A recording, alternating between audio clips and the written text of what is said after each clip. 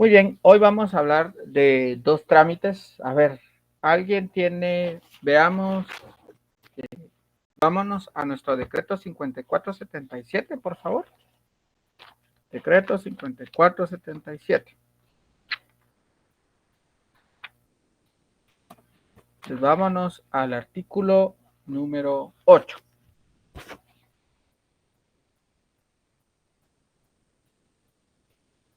Veamos, ¿alguien recuerda si ya vimos la ausencia en clase con la licenciada?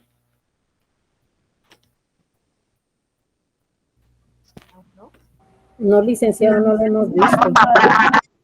Pónganla ahí con lápiz, todavía una Xita. Vámonos al artículo 11.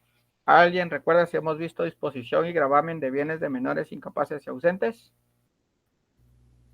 No, Póngale una crucecita con lápiz. Muy bien. ¿Alguien recuerda si vimos reconocimiento de preñez o de parto? Sí. Póngale un chequecito en el artículo 14. En el artículo 18, ustedes le tienen de epígrafe cambio de nombre. ¿Alguien recuerda si ya vimos cambio de nombre? Sí. Póngale un chequecito. Van 2 de 4. Vámonos al artículo 21. Ahí tenemos 3 trámites. Artículo 21, omisión y rectificación de partidas. ¿Ya lo vimos? Ya. Sí. Determinación de edad. No, ese no. Póngale una Xita. Omisión y errores en el acta de descripción. Ya. Eso sí. Ya. Póngale un chequecito. Vámonos al artículo 24. Patrimonio familiar.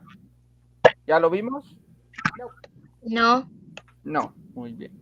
Vámonos al artículo 67. ¿Qué tiene en el artículo 67?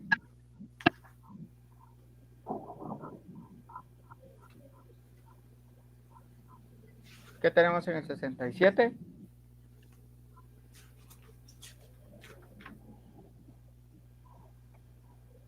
Que diga que tenemos en el artículo 28, perdón. 28. Yo lo tengo derogado. Yo lo tengo Muy derogado, bien. ni que es lo de las adopciones. Correcto. Ese trámite ya no es notarial. Vale. Vámonos al código procesal. ¿Cuántos nos faltan entonces del decreto 5477? ¿Cuántos procesos nos faltan? 1, 2, 3, 4. 4. Licenciado, ¿el del cambio de nombre en qué artículo? 18, si mi memoria no me falla. 18, ese no lo marqué. 18, pero ese sí lo hicimos. Vamos a ver, otra vez solo voy a verificarle si sí es 18. Sí, Sí, que es 18. ¿Tienen el decreto 12583 ahí en su código de notariado? Sí. ¿Sí?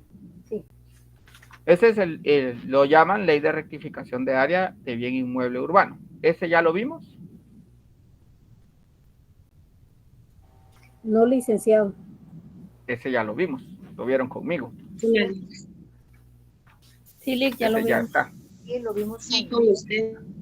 Vale, ese ya está chequeadito. Muy bien. Vámonos ahora al Código Procesal Civil y Mercantil. A ver, ¿quién recuerda en qué artículo empieza jurisdicción voluntaria en el Código Procesal Civil y Mercantil?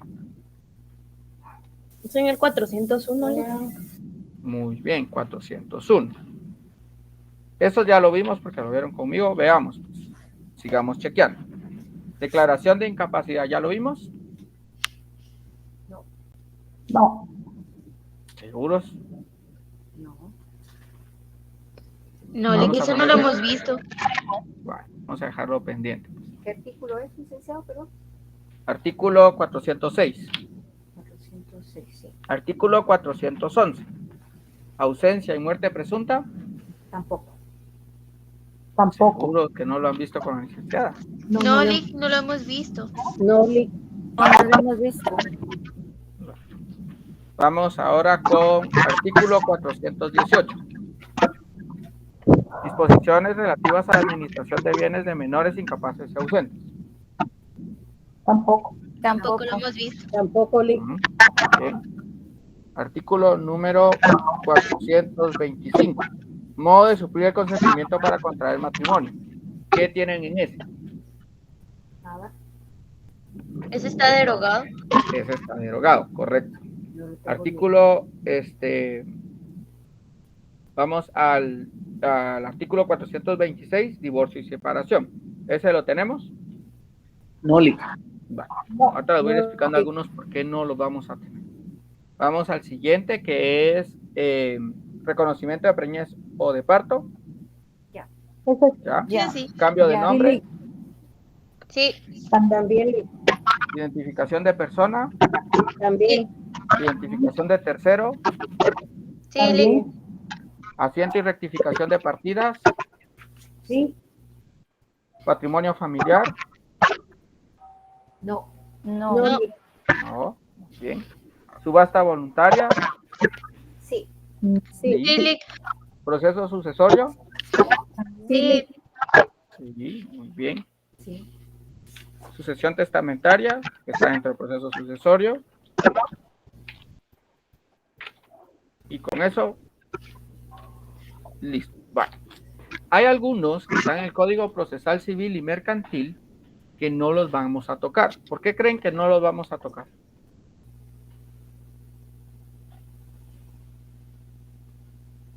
Tal vez son de la siguiente clase, Lick. La siguiente clase son solo contratos, María Fernanda. Ok. Alguien que piensa ahí. ¿Cuáles son las formas de jurisdicción voluntaria? ¿De qué forma se pueden tramitar asuntos de jurisdicción voluntaria? Porque algunos se tramitan judicialmente. Específicamente de manera judicial. Esos son los que probablemente no se tocan y no están dentro del pensum. Si ustedes ven dentro del pensum, por ejemplo, lo del divorcio, no está dentro del pensum, porque esos son específicamente de tramitación voluntaria, no notarial. Son específicamente de tramitación voluntaria judicial. ¿Se acuerdan cuando el repaso, creo que fue que lo hablamos, que les dije que lo llevara un juez? ¿Se acuerdan que les dije esa pregunta?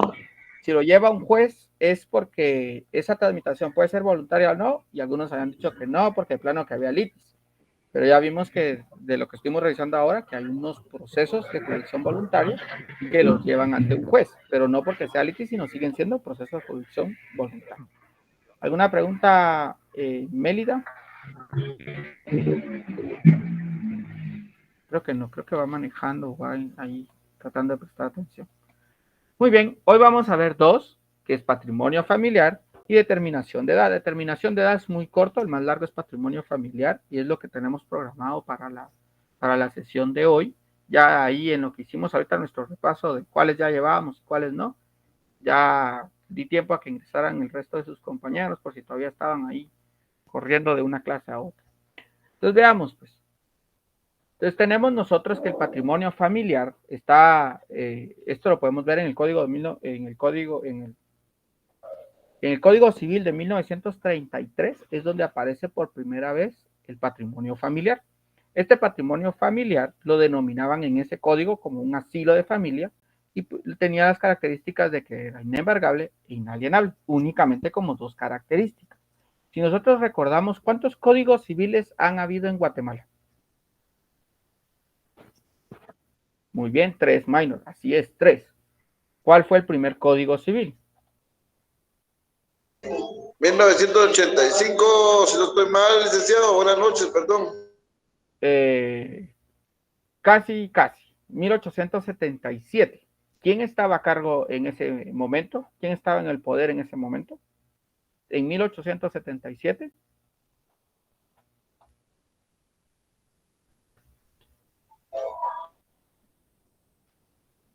¿Se acuerdan que llevaron una historia 1 y una historia 2?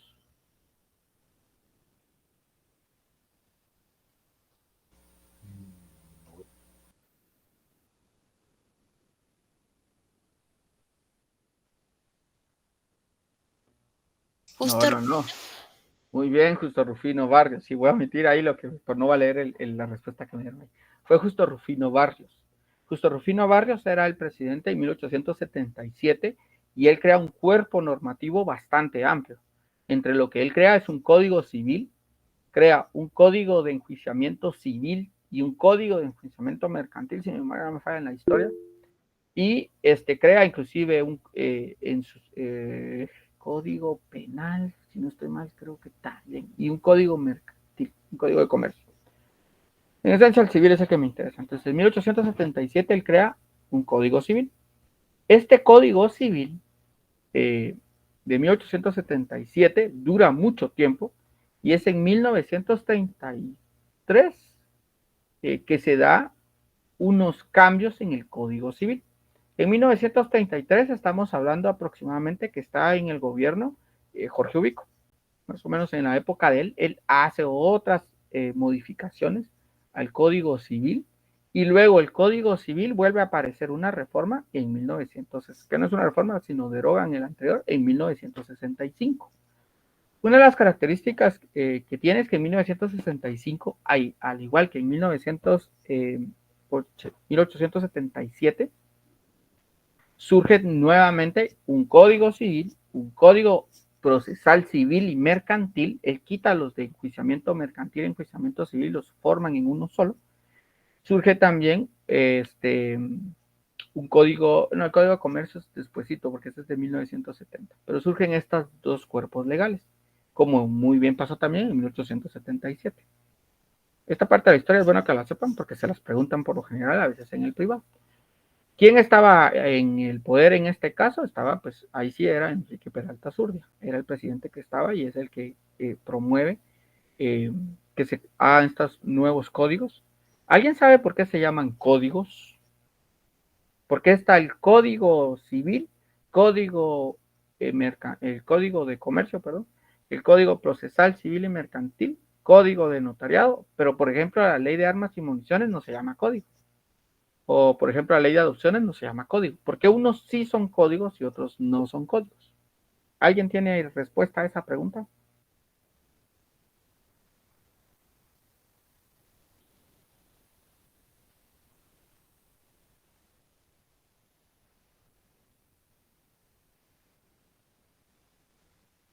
Se lo han preguntado antes. ¿Por qué este se llama código y este no? Porque debieran de ser estos códigos. Licenciado, perdone, no sé, me corrige si estoy mal. ¿Es porque fueron creados en un gobierno de facto? No, por eso tienen otro término, pero en general lo va a encontrar en muchos libros como una ley de plumazo, porque no lleva el proceso que se lleva en una normativa para su creación. Sí es una característica de estos, pero no es el caso. Sí, Ligia. Buenas noches, licenciado. ¿No sería una compilación de conceptos jurídicos? Por ahí va la cosa, exacto. Rápidamente, miren ustedes, solo porque la historia es interesante, se los voy a resumir así. Esto, en breve, todo el proceso de las normas han llevado un proceso histórico de evolución. Al principio, pues en el caso de civil inicialmente, el civil abarcaba muchas cosas, por eso se le llama la ley común, porque ahí abarcaba lo penal, lo civil, lo mercantil, lo procesal, todo caía a civil. Por eso es que ustedes ven que hay muchas cosas que cuando estudiaron derecho romano, dicen ustedes, ay, esto parece mucho a derecho romano, porque el derecho romano es el origen de muchas cosas civiles. Bueno, en ese proceso de evolución que ha tenido la normativa, hay un punto donde había una descodificación de las leyes. Es decir, que había tanta norma, así como tenemos las normas penales actualmente, que tenemos el Código Penal, pero hay un montón de leyes conexas. La ley de armas y municiones, la ley de lavado de dinero, la ley de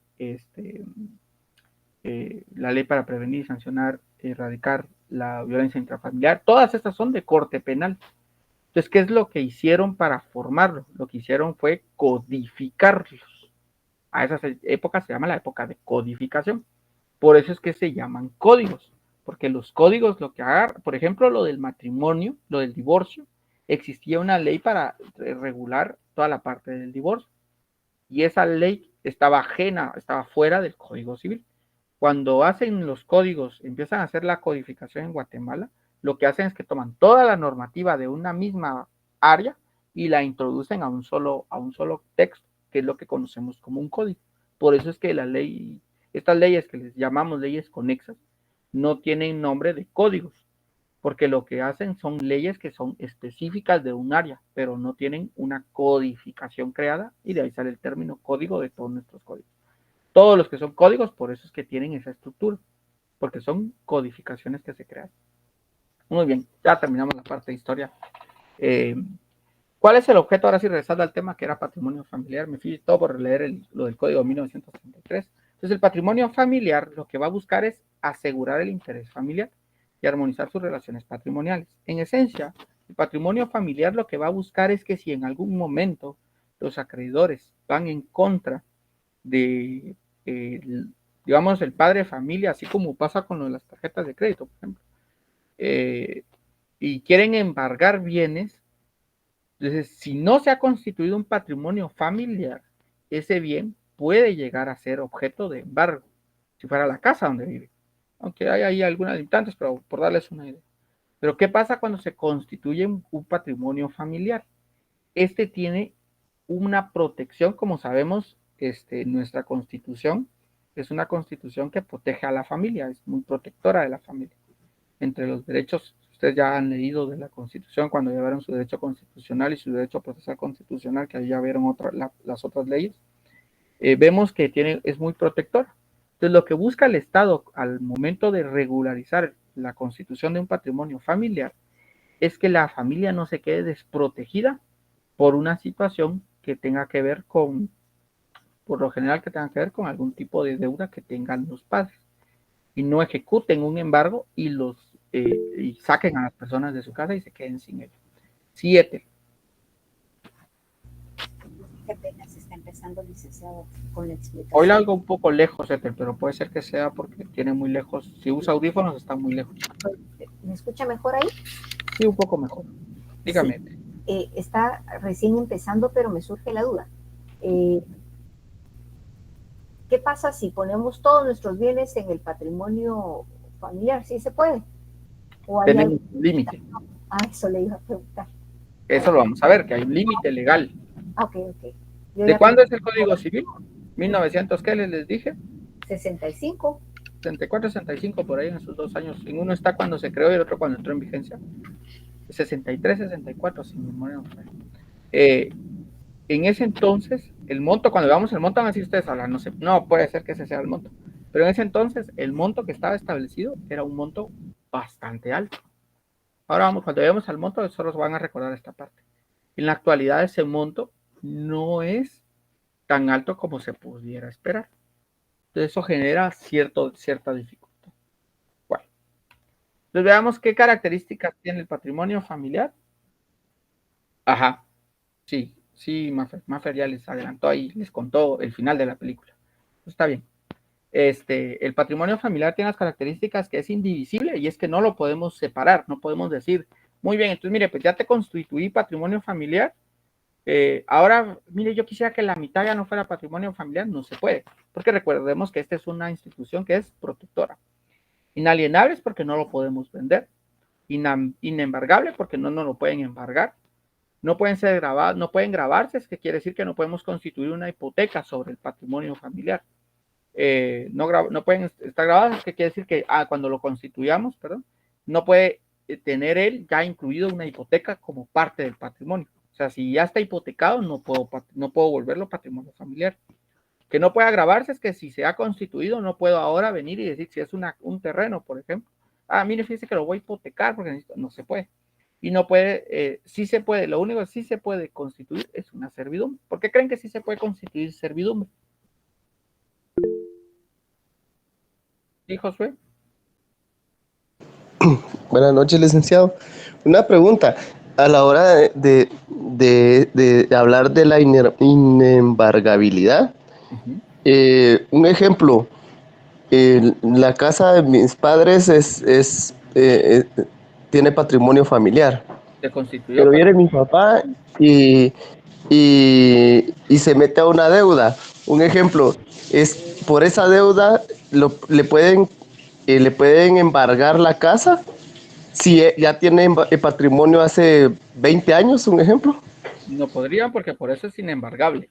¿Qué es lo que busca? Proteger. Recuérdense que esta institución es protectora.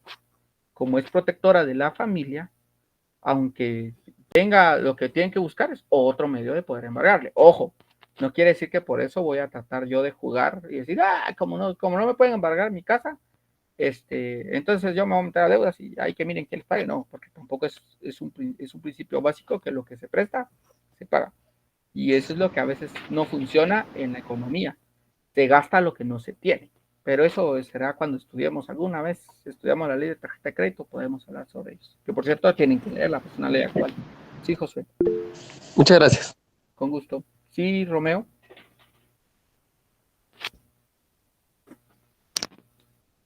Sí, Romeo. Romeo Arnulfo Gómez. ¿Me copia, Luke? Sí, le copio aquí. 2, 3. Le copio, cambio.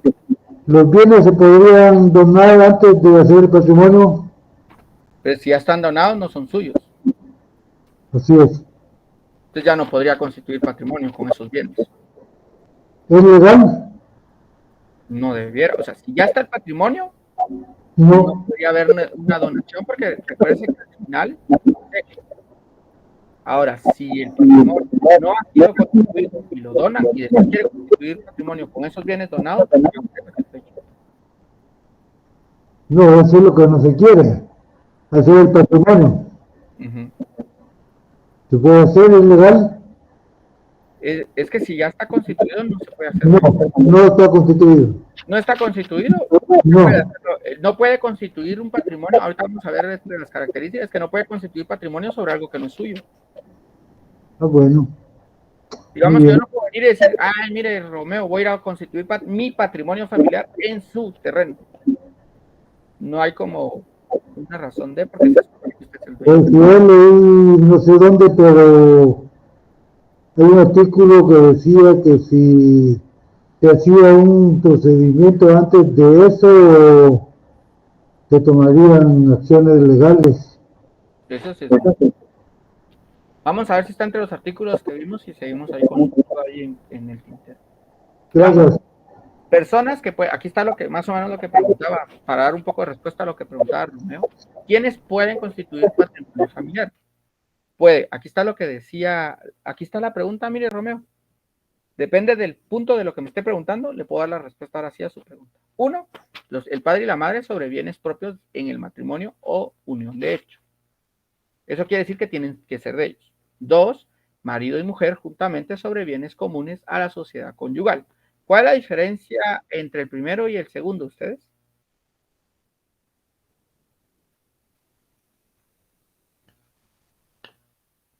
El primero no tienen, ya tienen hijos y en el segundo, pues, presuntamente no se tiene porque solo habla de marido y mujer.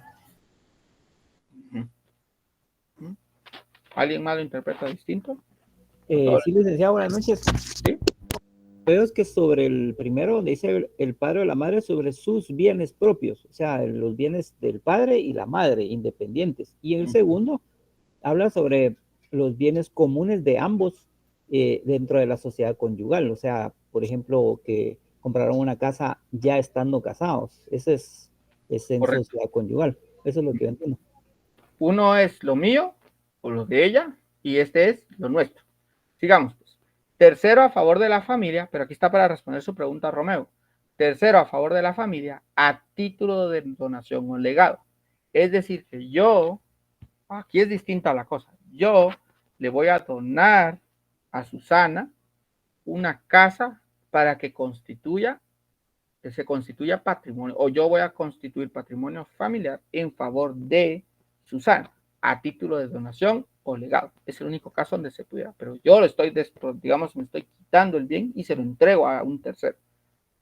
Pero no sé si por ahí va el que usted planteaba, Romeo. Sigamos leyendo y si vamos, lo vemos. ¿Y si el argumento es por comunidades gananciales? Pero es que eso ya son otros, habría que ver bien de la duda, porque no me logra quedar con claridad qué es. Ya. Sí puede ser una donación condicionada, porque se condiciona que va a ser patrimonio familiar. Correcto. Y si después los dona antes de hacer el patrimonio, Pero se lo tiene que donar a la persona. O sea, si usted me lo dona a mí para constituir patrimonio es válido. Pero si usted se lo dona a Elmer y quiere constituir su patrimonio con lo que le donó a Elmer, no tiene como mucha lógica. Que veo que tiene que ser propio. ya. Vámonos al artículo 352, 353 y al artículo 354. 352 tenemos el concepto que el patrimonio familiar, estas son de las cosas que les pueden preguntar en su privado de manera textual con base a lo que la ley establece, porque es una definición legal. Entonces a veces les preguntan, mire, ¿cuál es la definición legal de matrimonio? Se tiene que ir a buscar a la ley donde definieron legalmente matrimonio. En el caso del patrimonio está definido legalmente en el artículo 352 y es la institución jurídico-social. Jurídico-social es todo lo que estamos viendo en la parte de la familia. Es una institución jurídico-social en la cual una persona y demás, bueno, por la cual se destina uno o más bienes a la protección del hogar y sostenimiento de la familia. Ahora vamos al artículo 353. Bienes sobre los cuales se puede constituir. 1. Las casas de habitación. 2. Los predios o parcelas cultivables. 3. Los establecimientos industriales y comerciales.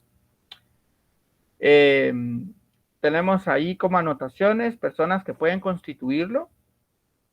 Patrimonio familiar se puede constituir de manera voluntaria, pues en una jurisdicción voluntaria judicial, artículo 444, que es el que vamos a leer, y en la jurisdicción voluntaria notarial, artículo 24. Establece un patrimonio para cada familia por el padre o la madre sobre sus bienes propios, el marido y la mujer sobre bienes comunes de la sociedad, y un tercero a título de donación o legado. Son las únicas tres figuras que pueden constituir un patrimonio familiar. Fuera de ello, no se daría por existencia.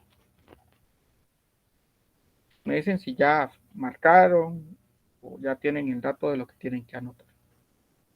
¿Listo? O uno que me diga así, sigo. Yali. Muy bien, gracias. Zuleima. Un momentito. Un momentito, me dijo ahí, creo que Ethel.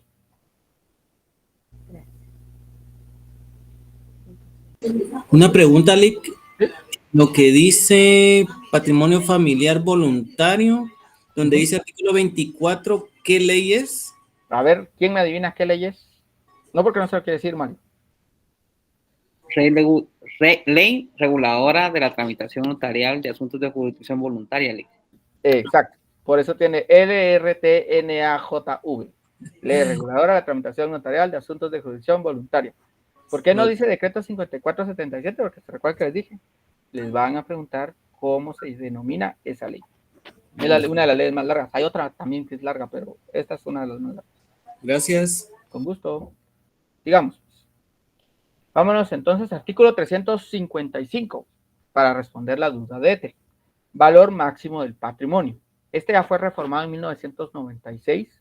Entonces, no se puede establecer patrimonio familiar que exceda, Celeste quiere decir para mí prohibición, de 100,000 quetzales en el momento de su constitución. ¿Cuál sería entonces el máximo, Ethel, para dar respuesta a su pregunta? 100,000 quetzales. 100,000 quetzales. Una casa actualmente ya no vale 100,000 quetzales. No. ¿Sí, Luis Fernando? Sí, eso le iba a preguntarle si una casa, pues obviamente 100,000 quetzales ya no se encuentran. ¿Cómo se puede constituir el patrimonio si excede ese monto? Como recuérdense que es indivisible, no podría hacerlo por la casa. Porque no puede decir, mire, de la casa solo 100,000 quetzales, guárdenme. No se podría como tal. A menos de que tal vez tenga como separado terreno y construcción, tal vez podría ser, pero no, por lo general no se podría. Creo que Olinda Soto iba a decir algo, pero solo miro que el micrófono hace así, pero no sé. Voy con Eliu y luego Ethel. Sí, Eliu. Gracias, Lick. Buenas noches. Con respecto de la cantidad de dinero, si en la primera persona, o sea, el propietario actual, compra el bien por ese monto excedido y lo dona, porque sabemos que en la donación solo es una estimación, por ejemplo, se hace una estimación por 50,000 quetzales, por ejemplo, ahí se toma en cuenta la estimación del bien inmueble, ¿verdad? Y ahí sí se podría constituir como patrimonio. Es que fíjese que ahí hay un problema con lo de la donación, a veces el término y la persona lo puede estimar, sí es cierto, se puede hacer, pero el valor real del bien sigue siendo el mismo. Si usted quiere, va a pagar impuestos por esa donación, es sobre el valor real. Ok. Porque recuérdense que el fisco no va a perder, entonces el fisco siempre va a buscar el valor que corresponda de acuerdo a 3 cosas. Eso ya lo están viendo ustedes con el licenciado Almendrón, ¿no? Que puede ser, si no ven en lo van a ver otro semestre, van a ver, les va a decir que puede hacerse o por lo que consta en matrícula fiscal, lo que consta por un avalúo que se haga reciente, o lo que consta en el catastro. Cualquiera de estos 3, y el de venta podría ser el cuarto. El mayor de todos ellos es el que va a servir para hacer cálculos de impuestos. Entonces, aunque lo pueda constituir con 50,000, puede venir alguien y argumentar, sí, pero el bien no vale eso. Lo donó por 50,000 porque ese es el valor que usted le quiso dar de significado sentimental a lo que está regalando.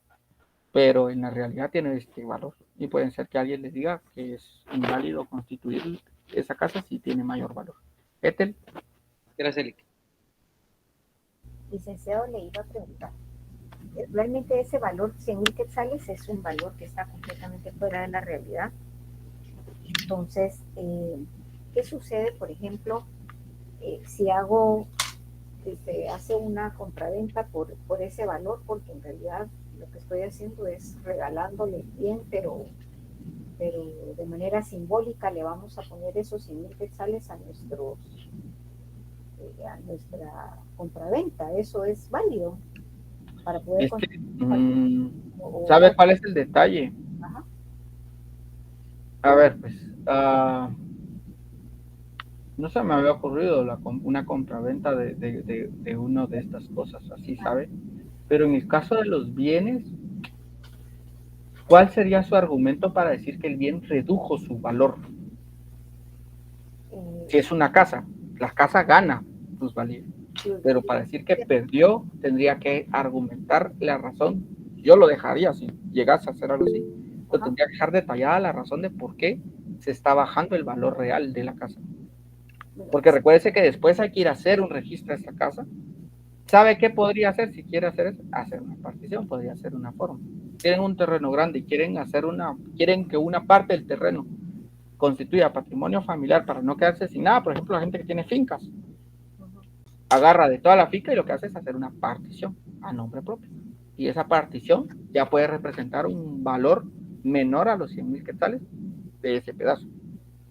Eso podría ser una salida. Porque le soy completamente honesta. A nosotros justamente, a mi grupo nos tocó este tema y yo no termino de entender la finalidad. O sea, sí entiendo la finalidad que se quiere proteger, pero el valor es tan bajo que no es práctico. Pero en 1996, díganme ustedes, ¿quién compraba una casa de 100,000 quetzales? 1996. En 1996, no. ¿Cuánto vale una casa en 1996? En 1996, una casa, porque yo estuve cotizando en ese tiempo, estaban como 275. Había que haber visto el sector, pero ahora una casa puede costar de 180,000, por ahí van o menos las casas 180 a 200,000.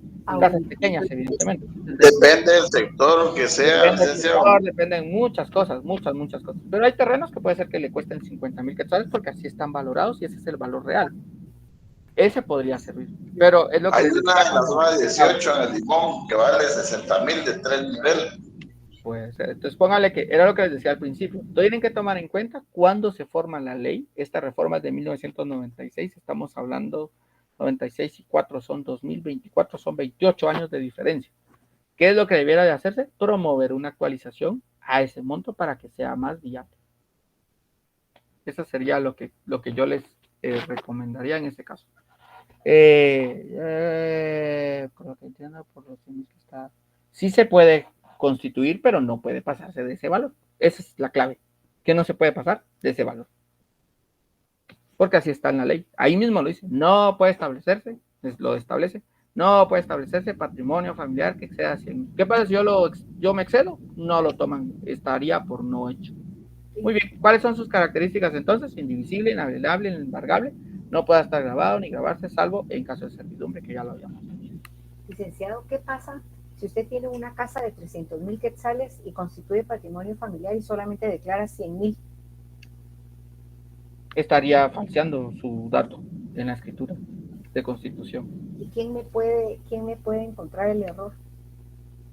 Un acreedor va y pide el dato a registro de la propiedad de cuál es el valor real de la casa. Sería Catastro quien se lo podría dar. El mismo registro. Ajá, porque en el registro va a aparecer. Entonces lo que va a pasar es que no se lo registran, no concuerda. Porque en el registro vale 200.000 y usted dice que lo quiere valorar en 100.000, le van a decir ahí no concuerda. No sé de dónde se sacó ese dato. Lo que va a pasar es que le votan todo. Muy bien. Sigamos, pues. Clases de patrimonio familiar, el voluntario, el judicial y el legal.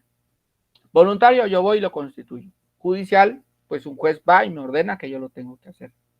Y el legal, pues es el que el Estado dispone en alguna normativa. Eso lo vamos a ver en una ley en particular, que es bueno que la lean, donde está ese patrimonio legal. Muy bien. Artículo 357. No puede hacerse fraude de acreedores. Para dar respuesta a lo que venían preguntando. El establecimiento del patrimonio familiar no puede hacerse en fraude de acreedores. Los bienes deben de estar libres de anotación y gravamen y la gestión del instituyente solicitando la aprobación judicial será publicada para que llegue a conocimiento de los que puedan tener interés en oponerse. Supónganse que yo vengo y estoy en proceso de demanda contra Olinda. Olinda dice, este proceso judicial lo voy a perder. Mejor constituyo patrimonio familiar. Como el proceso ya va en camino y la fecha de constitución es una fecha posterior al inicio del proceso, ahí se puede denominar que puede haber un fraude de acreedores. ¿Qué es lo que se busca? Decir que no tiene bienes, porque todo está en patrimonio familiar. Es exacto, alzamiento de bienes. 2. Patrimonio judicial, obligación de constituir patrimonio. Cuando haya peligro de que la persona que tiene obligación de dar alimentos pierda sus bienes por mala administración o porque lo está dilapidando, se puede exigir judicialmente que se constituya patrimonio familiar. Se lleva por un juicio oral, ahí tienen que relacionar con su artículo 8 de la Ley de Tribunales de Familia, artículo 199, numeral 3 del Código Procesal Civil y Mercantil. Entonces, constitución de patrimonio familiar judicial lo podemos, se lleva por medio de un juez. Ese es el segundo patrimonio que ya vimos. Patrimonio familiar voluntario, lo vimos que allá arriba decía 1. Patrimonio judicial, familiar judicial, está aquí en el 360. Digamos, ¿alguna pregunta, Ethel? Sí, perdone, ¿es el que dijo del Código Procesal Civil y Mercantil? ¿Artículo? Están aquí en pantalla. Artículo 8 de la Ley de Tribunales de Familia y 199, numeral 3 del Código Procesal Civil y Mercantil. Están ahí en azulito en pequeño, porque son como anotaciones que tendrían que hacer a mano. Sí, ya tomé nota. Gracias, licenciado. No hay pena. ¿Alguien más me iba a preguntar algo? Había una mano levantada ahí. Creo que no. Sigamos. Buenas noches, Nick. Sí, yo sí, que me ya. surgió la duda, ¿qué significa dilapidando? Dilapidando. A ver, dilapidar es cuando genera, mejor si lo voy a leer en el diccionario, va a ser que mi idea le vaya a confundir. Dilapidando. ¿Malgasta sus bienes, Lick? Entonces sí no estaba malo con la idea. Supóngase que usted tiene un ahorro y de repente su ahorro empieza a bajar y de repente era un ahorro familiar y cuando usted ve la cuenta, su pareja resulta que saber ni dónde se fue a gastar y de los 100.000 que usted tenía, ya solo le quedan 20.000. Ese es dilapidar. Todo el proceso, todo ese dinero que era un ahorro, se gastó innecesariamente. Como lo dijeron ahí comúnmente, malgastando su dinero. Eso es dilapidar. Sí, no estaba malo con la idea, pero está seguro de que no fuera a decirle algo que mi interpretación iba a ser errónea. Ok, gracias, Lick. Con gusto. Muy bien. Requisitos esenciales para constituir patrimonio familiar. Artículo 357.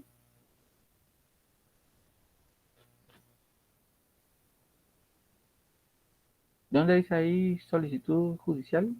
Ah, Dice, anotación y gravamen y la gestión del instituyente solicitando la aprobación judicial. Esta aprobación judicial se refiere si lo estamos llevando por la vía judicial, es decir, este de aquí abajo. Los bienes deben de estar libres de anotación y gravamen y la gestión del instituyente solicitando la aprobación judicial será publicada para que haya conocimiento. O sea, recuérdense que yo no puedo venir y decir, yo ya constituí patrimonio. Se tiene que llevar por proceso de jurisdicción voluntaria judicial o jurisdicción voluntaria notarial. A eso se refiere, que tiene que haber esa aprobación para decir que se constituyó patrimonio familiar. Sin esa resolución judicial o notarial, no se puede afirmar que haya constituido patrimonio familiar. Aunque tenga la escritura de constitución, pero vamos a ver que la escritura de constitución tiene ciertas cosas particulares que sin ello no se consideraría que estuviéramos constituyendo un patrimonio familiar. A eso se refiere. Aprobación judicial. Para terminar de responder su pregunta, miren, artículo 361, aprobación judicial.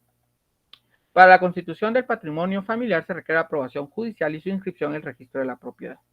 Patrimonio familiar legal, ver artículo 21 de la Ley de Parcelamientos Urbanos. Cuando el Estado proceda al parcelamiento y distribución de un bien nacional, podrá darle a cada parcela el carácter de patrimonio familiar. Por ejemplo, las casas que dieron a las personas después del terremoto. Esas podrían haberse dado constituyendo de una vez patrimonio familiar. ¿Cuál es el objetivo que el Estado exija que se vuelvan patrimonio familiar? Que la casa proteja a la familia, que es lo que se busca, protección a la familia. Esas casas, por ejemplo, muy probablemente están por debajo de los 100,000 quetzales, porque se dieron hace muchos años. Y no son casas tampoco muy grandes ni muy lujosas, fueron casas que se dieron para la gente que perdió su casa. Exacto. Lo que antiguamente se llamó Bambi. Que el Bambi pasó a no sé dónde, de no sé dónde, no sé si ahora esa cartera de gente la tiene, no sé si el que lo tiene ahora es los de la cosa naranja, no sé cómo se llaman, pero una de esas cosas de tarjeta de crédito. Digamos. Terminación del patrimonio familiar. No sabía. Muy bien, gracias, Eliu y Rosa. Gracias, Rosa. Hola, Rosa, que estés bien. ¿Cuándo finaliza el patrimonio familiar? Para los que me preguntaban. Entonces, vean, pues, finaliza cuando el beneficiario cese de tener derecho a percibir alimentos. Es decir, que el patrimonio familiar lo vamos a constituir para mi esposa, para mi hijo A, mi hijo B, mi hijo C, mi hijo D, mi hijo E, mi hijo F. Y el F era el último que estaba ahí. Y resulta entonces que ese ya no necesita alimentos porque ya es mayor de edad. Ahí ya se puede dar por finalizado. Síguete. Pero como también protege a la esposa, si la esposa no trabaja, no la debería. Podría ser. Por eso establece que el beneficiario cese de tener derecho a percibir alimentos. Entonces, se divorcian, ya no puede gozarlo la esposa. Ok. Entonces, cuando lo constituyamos, debemos incluir a la esposa en caso sea una ama de casa, ¿verdad? Y no pueda haber eso. Sí. Luego, cuando sin causa justificada y sin autorización judicial, la familia deje de habitar la casa. Yo constituí patrimonio familiar en la casa que me dieron allá por la Justo Rufino Barrios, pero me fue bien. Y yo tengo hace como 10 años de vivir en zona 16. Esa casa ya no es patrimonio familiar, porque se dejó sin causa y sin autorización judicial. Se pierde la constitución de patrimonio familiar. O de cultivar la parcela, si fueran parcelas y si no las cultivan, se vuelve un terreno ocioso, también se pierde. Por utilidad y necesidad, pero ese sí se tiene que, para la familia, tiene que justificarse esa utilidad y necesidad para que pueda generarse esta situación. Expropian los bienes y por vencer el término por el cual fue constituido. Son las causas por las que se puede terminar. Plazo del patrimonio familiar. El patrimonio familiar a término fijo debe de comprender. Y ojo, pues, el término indispensable para que el menor de los miembros actuales alcance la mayoría de edad. El hijo más pequeño tiene 1 mes de nacido. Lo que llegue él para 18 años es lo que debería de durar el patrimonio familiar. Pero nunca podrá constituirse en el patrimonio familiar por término menor de 10 años. Pero mire, mi hijo más pequeño tiene 7. Si yo le sumo, tiene 8, 9, digamos. Pero si yo le sumo 9 para los 18, le faltan 9. 9 años le voy a poner entonces, porque solo ese niño va a ser el único beneficiario. No se puede. Tiene que ser o 10 o más de 10, pero dependiendo del menor, el más pequeño de los hijos menores que se tenga, para que con ello se cubra tenga ese resguardo que se pide. Para el caso del familiar legal, que ya vimos que el legal está en la ley de parcelamientos urbanos, ese sí tiene un plazo de 25 años, pero es el patrimonio legal. Le damos el artículo 20 de la ley de parcelamiento urbano. El Estado en terrenos nacionales podrá realizar parcelamiento urbano para beneficio de todas aquellas personas que carezcan de terreno adecuado para la construcción de vivienda propia. Es requisito esencial que para ser beneficiado carecer él, su cónyuge o hijos de bienes inmuebles registrados a su nombre. Serán destinados exclusivamente para la construcción de vivienda. Y ahí vimos que estaba, es que es el 21 está después. Artículo 21. Las parcelas adquiridas constituirán patrimonio familiar y por consiguiente no podrán enajenarse ni dividirse por ningún título durante el término de 25 años a contar de la fecha en que se adjudicario adquiera la propiedad de la parcela. Ni podrán ser objeto de embargo judicial o alguna otra limitación en cuanto al uso, usufructo, posesión o dominio durante el término indicado, salvo expropiación o incumplimiento del comprador en el acto de compraventa a plazos. Se exceptúan de las limitaciones, enajenación del inmueble a título de herencia, legado o donación por causa de muerte. Si sigue el patrimonio y se da en donación por causa de muerte, sí se puede. La venta o permuta del inmueble por motivo justificado. Previa autorización del Instituto Nacional de Vivienda o de la entidad que haga sus veces. ¿Quién hace ahora la entidad del Instituto Nacional de la Vivienda? ¿Alguien sabe? Si no estoy mal, licenciado, creo que es FOGUAVI. Creo que sí. Creo que sí. Ajá, sí. Fondo de la vivienda. Exacto. Los gravámenes que se establezcan por razón de créditos hipotecarios para la construcción de vivienda. Vean, pero este es el legal, ojo, es el legal. Si yo necesito hipotecarlo, pero para construir, sí se puede exceptuar esa limitación, pero solo es para el legal. Y evidentemente no voy a la construcción de ese terreno, no me va a representar más de lo que el terreno, primero no le van a dar por más de lo que vale el terreno, y tampoco debe de buscar que se constituya sobre el todo. ¿Sí, Josué? Cuando vence el plazo del patrimonio familiar, ¿hay que hacer algún trámite para que éste pierda su validez? Fíjese que el legal sí tiene un trámite. El otro, ¿qué pasa si vence el plazo? ¿Qué sucede si el plazo ya se cumplió? Estudiantes de derecho, ustedes son acreedores y resulta que el patrimonio familiar se constituyó hace 19 años y el hijo mayor ya tiene 21. ¿Qué sucede ahí, Ethel, ya que tiene el micrófono ahí? ¿Se puede embargar el bien? Pero ¿cuál sería su fundamento para decir que pudiera ser ya el embargo? Si él viene y el argumento de él es, no, es que mire, esa casa tiene constituido patrimonio familiar. Aduciendo que el hijo menor ya es mayor de edad, ya tiene más de 18 años. Muy bien, aquí acaban de dar el nombre a la figura, a la institución. Es una prescripción. Ahí es donde entraría la situación, porque no se haga un trámite, prescribe. Y si prescribió, se entiende que ya no tiene validez jurídica. Muy bien. Trámite para la constitución del patrimonio familiar. 1. Solicitud, requisitos, nombre, apellido, edad, estado civil, domicilio, nacionalidad de las personas a cuyo favor le desea constituir el patrimonio, situación, valor, dimensiones, linderos del o de los inmuebles, descripción del establecimiento industrial o comercial, el tiempo que debe durar el patrimonio familiar y los valores de los bienes y el monto de las deudas del solicitante, para ver que no haya ahí una situación fuera de. Se acompañará la solicitud, título de propiedad, certificación del registro de la propiedad de los inmuebles que no tienen gravamen de ninguna especie, excepto el de servidumbre, declaración jurada de que los demás bienes no soportan gravámenes, por eso es que se hace como declaración jurada del acta, porque hay que tener una declaración jurada.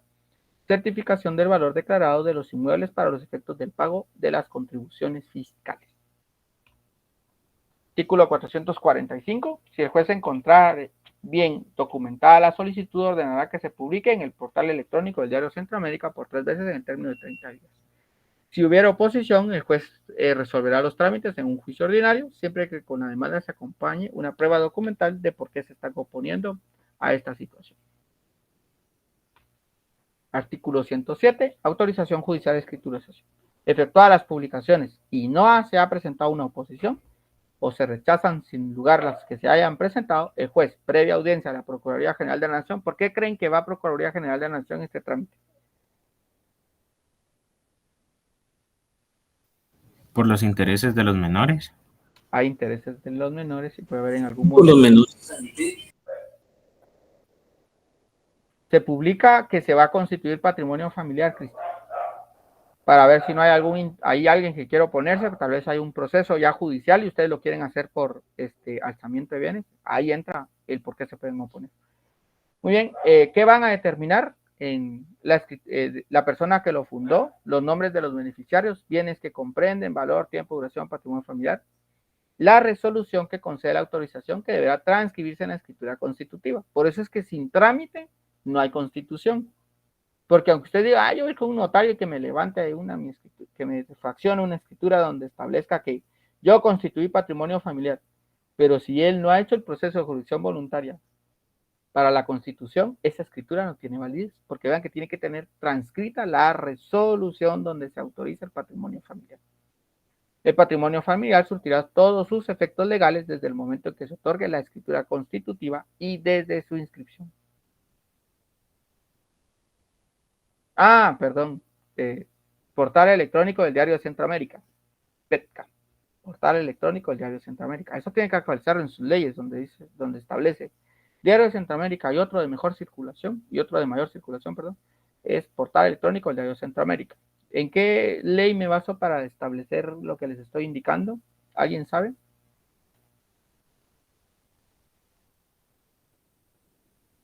¿Alguien sabe? ¿Cuál es la ley en la que me fundamento para decir que hay que cambiar el nombre de portal de Diario de Centroamérica a portal electrónico del Diario de Centroamérica?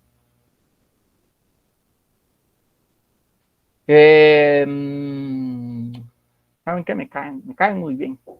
Se las voy a compartir ya anotadas, fíjense.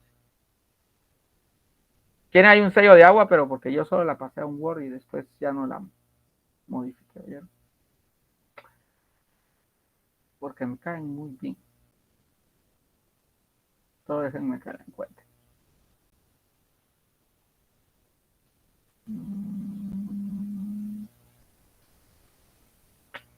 Qué triste. Ya no la tengo, no sé dónde la dejé. Vamos a ver si la tengo aquí.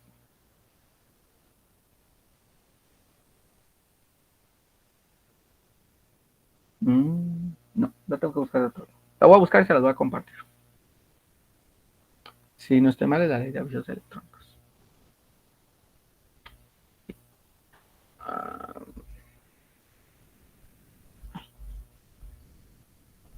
Bueno, sigamos pues porque el tiempo va, premio.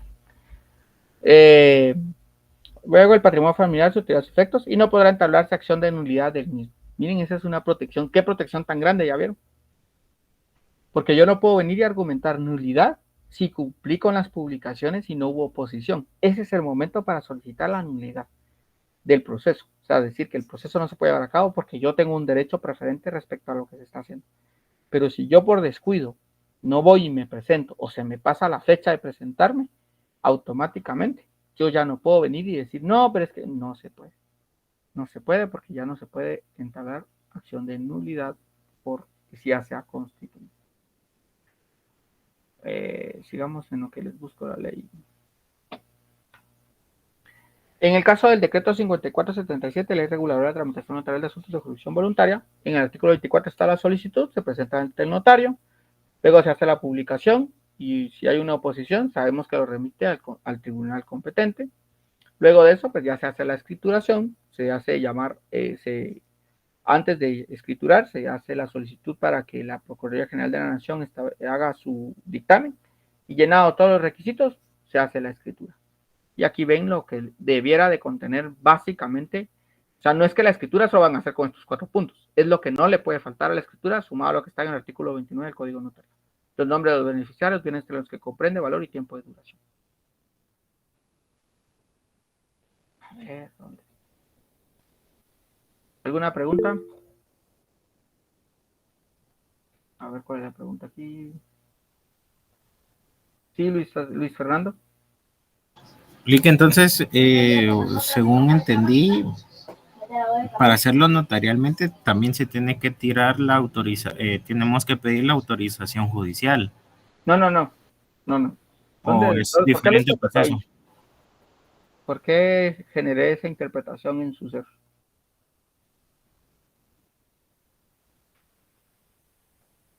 Son dos procesos distintos. En el que establecíamos solicitud judicial es porque lo estamos llevando en jurisdicción voluntaria judicial. Notarial, no necesitamos la autorización judicial porque la ley establece que se puede llevar ante notario. ¿Qué es lo que necesita ahí? Que exista la resolución notarial. Si yo lo voy a hacer judicial, la escritura la hace un notario, pero ese notario transcribe lo que establece la resolución judicial. Si yo la voy a hacer notarial, entonces la resolución del proceso de jurisdicción voluntaria la transcribo en esa escritura. Ok, gracias. A eso es a lo que se refiere. Quiero ver, aquí tiene una pregunta de algo. ¿Cómo así que solo se hace en el una? ¿Cómo así? Licenciado, y en la escritura tenemos que transcribir la aprobación de la Procuraduría, el dictamen favorable, ¿o no es necesario? ¿Otra vez, perdón? En la escritura, cuando ya finalizamos el proceso, tenemos también que transcribir a la escritura el dictamen favorable de la Procuraduría. Sí, es parte de los requisitos, eso sí los vimos allá en el Código Procesal Civil y Mercantil, que debe de contener la resolución en la que se establece que fue favorable el proceso, porque esa es la clave para hacer constar, uno, que ya se fue el proceso, dos, que no hubo oposición. Y eso le da la garantía entonces de que nadie se opuso, todo esto está en regla. Y respecto a su pregunta, alguien me hace una pregunta aquí que me parece interesante respecto a si es el único que la ley lo establece. Los demás, sí había algunos que vimos que podía oponerse, hacerse una nulidad, creo que era así, pero por lo general por eso es que se hacen las publicaciones, porque ese es el momento preciso para poder ir y oponerse. Después de eso, si yo no me opuse, pues ya me prescribió el derecho, caduca el derecho y prescribe la acción. Bueno, registro, bastará la copia simple legalizada de la escritura con el respectivo duplicado. Y este es el trámite, es un trámite pequeño si se dan cuenta. Acta notarial, primera resolución, notificación, publicación de edictos, si hay oposición, se va a juicio ordinario, audiencia a la Procuraduría General de la Nación, resolución o auto final, se cubre el impuesto, se remite el expediente al Archivo General de Protocolo, se elabora se fracciona el otorgamiento de la escritura y se expiden las copias simples legalizadas. Esa es una característica interesante de que en este proceso, vean, se expide la copia simple legalizada. No se hace un testimonio especial ni un testimonio para las partes interesadas, sino se da una copia simple legalizada. La ley lo establece como tal. ¿Sí, María Fernanda? Y perdone, dos preguntas. Entonces entiendo, por ejemplo, que el trámite que nosotros como notarios podríamos realizar sería el de patrimonio voluntario, ¿verdad? Sí. O sea, no podríamos nunca hacer un judicial porque se lo manda el juez y... Exacto. ¿Verdad? Sí. Y la otra, viendo esta foto o esta slide que usted tiene, así es como tenemos que hacer como nuestros esquemas, ¿verdad? Para lo del trabajo. El personal, el que es del... A ver, después, si quiere, mira, le voy a dejar un ratito en el tintero porque le voy a dar unos 10 minutos antes de que terminemos para resolver dudas de la tarea, pero se va a dar respuesta rápida. Si es la del esquema que dio la licenciada, ese no se puede hacer, lo tienen que hacer como el que les compartió la licenciada. Si es el que dice, elabore un esquema de su proceso asignado, sí lo pueden hacer así. Copia, gracias. Muy bien. Cambio y fuera también para usted. Quiero ver si es esta, solo quiero ver si es esta para... Ah, sí. Es esta. Ahí les dejo la ley. Para que ahí Es que, perdón por el feo de agua, pero la verdad es que no la transcribí a un Word, entonces solo la edité y ahí está. Ya se las compartí, si no se me olvida. Muy bien, entonces, ese es el esquema del proceso. Los esquemas es bueno que se los aprendan, porque sí les puede predecir la licenciada que de los que ya llevamos hasta el momento, que ya chequeamos, vieron, hicimos un checklist de cuáles ya llevamos cumplidos. De cualquiera de esos sí les puede pedir a la licenciada, elabórame el esquema de tal proceso. Y debieran de lograr hacerlo. Por lo menos los primeros 3 pasos no pueden fallar. A ver, Elmer, a ver si anda por ahí. Elmer Sosa, ¿anda por ahí? Sí, Lick, dígame. Dígame cuáles son los 3 pasos de todo proceso de jurisdicción voluntaria, notarial. Acta notarial de requerimiento, primera resolución de trámite y la notificación de la primera resolución. Muy bien. Por lo menos, si digamos que son 10 puntos y que los primeros 3 puntos se los van a dar por esos 3 pasos. No pueden sacar 0 en esa serie. Así se los digo con toda honestidad porque se los he dicho desde que les dimos el repaso anterior. ¿Cuáles son los 3 pasos para todos los de procesos de corrección voluntaria? Hasta los repetimos, les dije, repitámoslos unas 3 veces. Acta notarial de requerimiento, primera resolución de trámite, notificación de la primera resolución de trámite. Listo. Algunos en el examen no sé qué falló, ¿por qué fallaron? Me pusieron el edicto está en el número, en el cuarto. Ya tienes 3 puntos asegurados para el segundo parcial. Así es, María Fernanda. Muy bien. Sigamos entonces. Bueno, esto aquí no lo voy a detallar.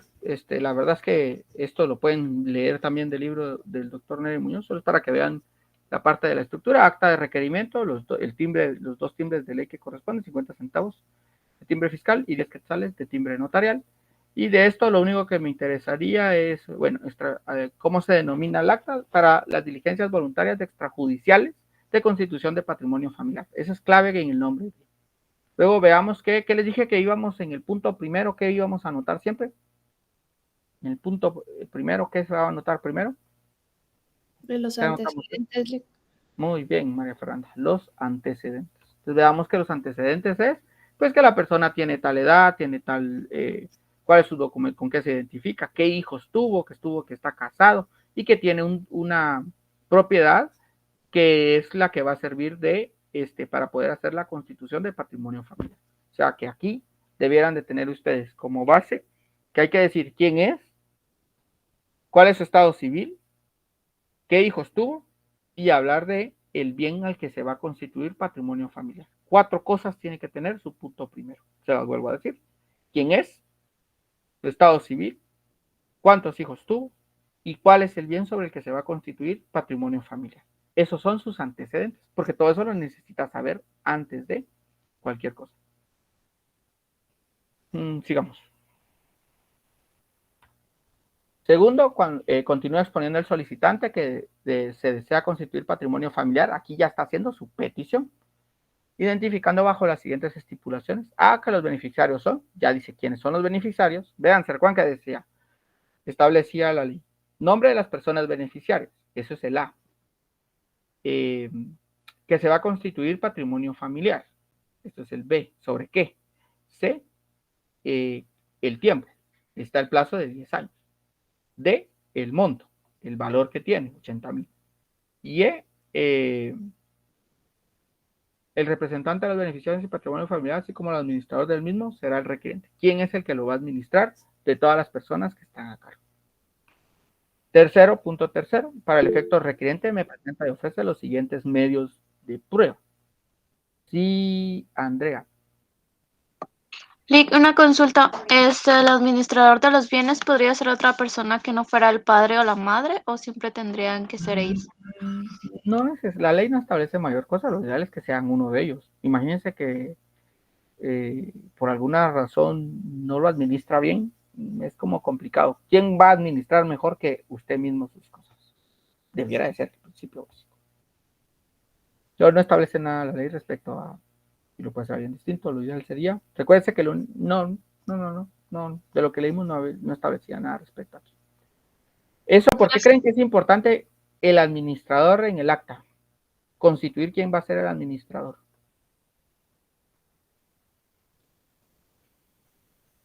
Para la rendición de cuentas. Muy bien, Fernando. Por si ese patrimonio se llega a perder, alguien tiene que responder qué pasó ahí. ¿Y quién va a ser? El administrador. Un tercero pudiera ser que lo dejen, pero pues puede ser que ahí tiene que rendir cuentas cada cierto tiempo. Muy bien, luego, si se dan cuenta que dijimos que íbamos a anotar en el punto tercero, están los documentos y luego, vamos a ver. Así, nada más, ahí están todos los documentos que necesiten, las certificaciones de que no hay gravámenes, certificación para determinar su monto, certificación de título de propiedad, quiénes son sus hijos, para realmente ver quiénes son sus hijos, todos esos documentos que le permiten al notario tener una noción de las personas y el bien. 7. Licenciado, perdone, para el avalúo del bien, el avalúo se puede hacer con un evaluador autorizado o necesariamente tenemos que acudir a alguna institución? De eso no. ¿Qué establece la ley respecto a los avalúos? ¿Ya leyeron ustedes entre sus leyes que han leído ahí en su camino de la carrera? ¿Ya leyeron la ley de avalúos? Y no recuerdo cuál es el otro término, pero hay una ley que establece sobre esto. En resumen, sí se puede. Porque no hay, lo que sí es que se recuerde que por eso tiene que ser autorizado, porque él tiene tiene ese conocimiento para que lo que vaya a establecer no le vaya a generar después un choque cuando usted ya vaya al registro de la propiedad, por ejemplo. Le digan, mire, porque ahora vale menos. Es casi imposible que le van a evaluar menos. Muy, muy difícil. Muy bien. Cuarto, dijimos que eran las peticiones. ¿De dónde sacamos las peticiones? Fíjense ustedes que no es que yo sea, de veras, se lo dije en la última clase, no es que yo elija mujeres, es que son las que más participan y son los nombres que me quedan, pero Mario, ¿de dónde sacamos esas peticiones?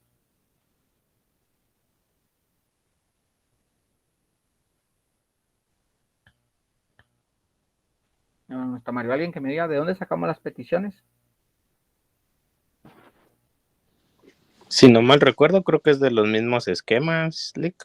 Muy bien, dice Fernando. Muy bien, dice Fernando. Sale del esquema. Se recuerdan que por eso les dije, si se aprenden el esquema, ya saben cómo dar la resolución y cómo dar la parte de petición. ¿Por qué? Porque de ahí sale. Sigamos. Luego ya la firma. Luego de ello, la primera resolución, que esto no lo voy a detallar, la notificación, el edicto, resolución para remitir expediente a la Procuraduría General de la Nación, notificación de que ya se hizo ese proceso. ¿Qué es lo que establece la Procuraduría General de la Nación? Pues ahí lo que va a decir es que están de acuerdo, que todo está en ley y que opina que se debe de constituir. Si hay algo que no están de acuerdo, por ejemplo, en el monto, no, mira, la ley establece que no puede pasarse de 100,000 quetzales, no se puede constituir. Luego de ello, pues ya la resolución final, y ya en la resolución final dan todo el historial de lo que sucedió, su primera resolución, las publicaciones, cuáles son las consideraciones que se toman, y luego declara con lugar la constitución del patrimonio familiar. La firma y luego hacer la notificación. Y ya esto es la parte de la escritura. Sus obligaciones previas, posteriores, impuestos. Estas 3 preguntas que están ahí, obligaciones previas, posteriores, impuestos, es la pregunta base que les van a hacer en todo su notariado 4. Escritura de compraventa de bien inmueble. Mire cuáles son las obligaciones previas, las posteriores y los impuestos que paga una compraventa de bien inmueble. Todo eso sí lo tienen que manejar, porque es la clave que les van a pedir en su otro curso, que es el de notariado 4. Muy bien, sigamos. Y la escritura en general va a llevar transcripción del auto final, beneficiarios, el bien, valor, duración y aceptación. Y aquí tienen más o menos el encabezado de una escritura. Lo que se transcribe de la primera resolución, que era lo que le decía yo a Éter, se transcribe todo. Y luego ya se establece quiénes son los beneficiarios, cuál es el tiempo, el bien, el tiempo y el valor. Y por último, la aceptación.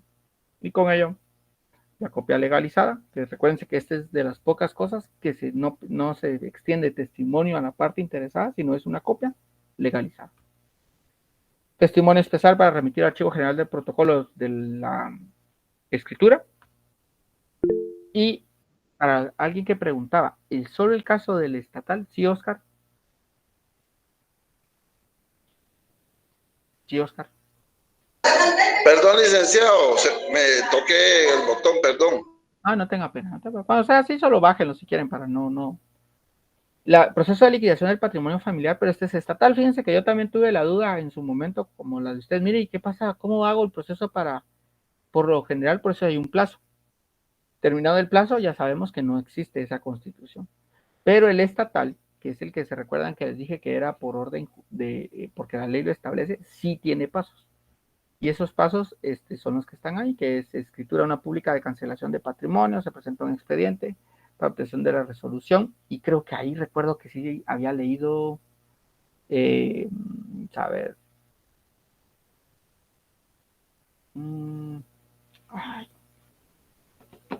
algo se me pasó ahí.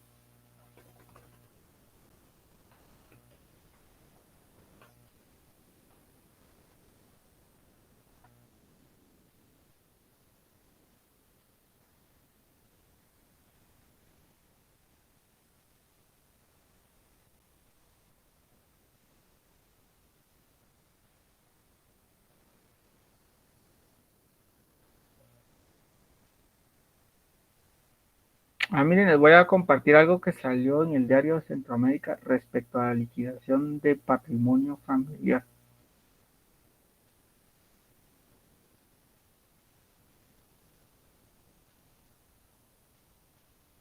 Y aquí nos remiten a artículo 126 del Código Civil, artículo 139, artículo 170 y 140 del Código Civil. Se recuerdan que recuerden que el patrimonio tiene un plazo establecido, solo hablamos de cuando el plazo vence, pero ¿qué pasa si es antes? Entonces, si es antes, lo que va a suceder es que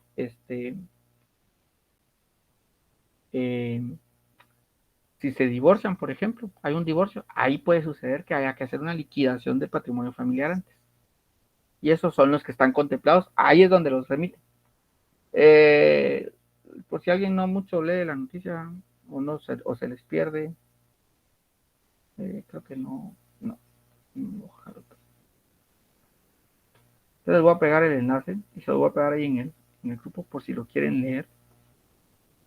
Gracias. Pero este es para el caso del conyugal, para que lo lean.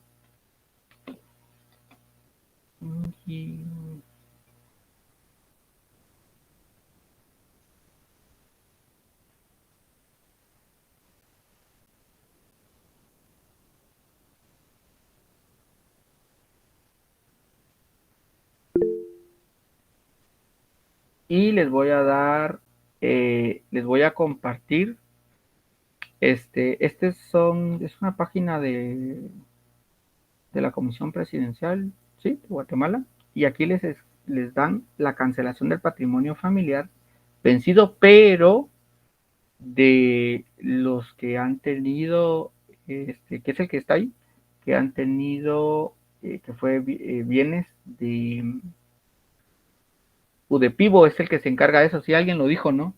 Es la Unidad para el Desarrollo de Vivienda Popular, esos son los encargados ahora de esto. Les voy a compartir dónde está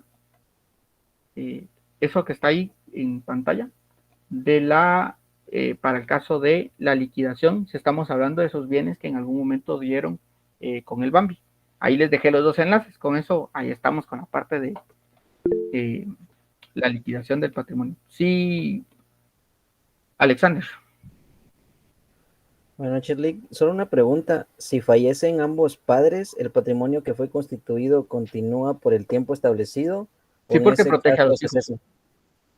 Bueno, recuerde que pasan a proceso sucesorio, ¿no? Pasa un proceso sucesorio. Si está en un testamento, proceso sucesorio testamentario, y si no tienen testamento, proceso sucesorio intestado. Y se recuerda que entre las excepciones que vimos en el caso del legal, estaba cuando se dé un proceso por causa de muerte. Entonces, en ese caso se liquida el patrimonio familiar, porque no hay quien responda por ese patrimonio. Entonces, le va a quedar siempre a los hijos, pero ya no les va a quedar por patrimonio, sino por herencia o por legado en algún momento. Leslie, y otra pregunta, según la ley no establece quién debe ser el administrador del patrimonio. Ahora, si se pone otra persona, aunque mueran los padres, se sigue manteniendo el administrador, ¿verdad? Exacto. Ah, bueno, está bien, gracias. Muy bien. Bueno. Y vamos a ver, este les dije que era cortito, porque es corto realmente. ¿Cuándo creen ustedes que se puede solicitar una determinación de edad? A ver, ¿qué creen ustedes? ¿Creen que es incoherente que esté todavía regulada una determinación de edad? ¿O consideran que sí es un trámite todavía viable? ¿Qué consideran ustedes? Cuando se adopta, Tiene que tener registro. Licenciado, cuando... No, tranquila, Andreita. Perdón, cuando no se hizo registro, cuando no se registró al niño en el momento del nacimiento, pues, o fue tardío el registro, no sé. En la actualidad es más difícil que alguien no inscriba a un niño, pero debiera, pero en general esa es como la causa más viable, que no haya una inscripción. Entonces, en esencia, porque no hay documento alguno para demostrar quién dice ser, no existe inscripción de su nacimiento ni documento de identificación personal, o muchas veces no hay ni siquiera un testigo que pueda dar fe de quién es, porque supónganse que todos son nietos y es un adulto mayor, nadie puede dar fe realmente, todos van a decir cuánto estiman que tiene. En este caso se lleva una determinación de edad, y esta determinación de edad es un trámite bastante sencillo, solo está regulado. Esto estaba antes en el Código Civil, con la ley del RENAP, queda derogado estos dos artículos, pues los puse para que tengan la historia de cómo se regulaba antes, y pues ahí es donde establece que se va ante un juez, y el juez lo que hace es que solicita a un experto que le diga cuál es la edad con la que va a tener la persona. Si cuando no se hizo llegó a su edad adulta y desean. En ese caso, sí, pero si la mamá sigue viva, ella es la que va a determinar la edad y se hace un registro extemporáneo.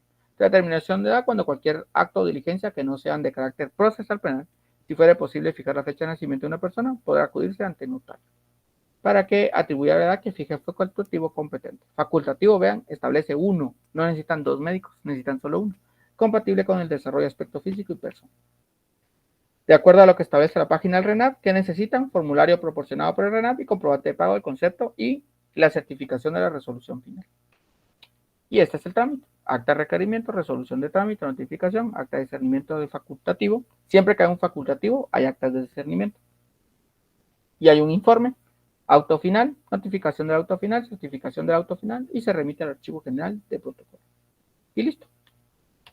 Les dije que no me iba a tardar mucho en dar este tema. Porque es muy corto. La terminación de más largo era el patrimonio familiar. ¿Dudas? ¿Preguntas?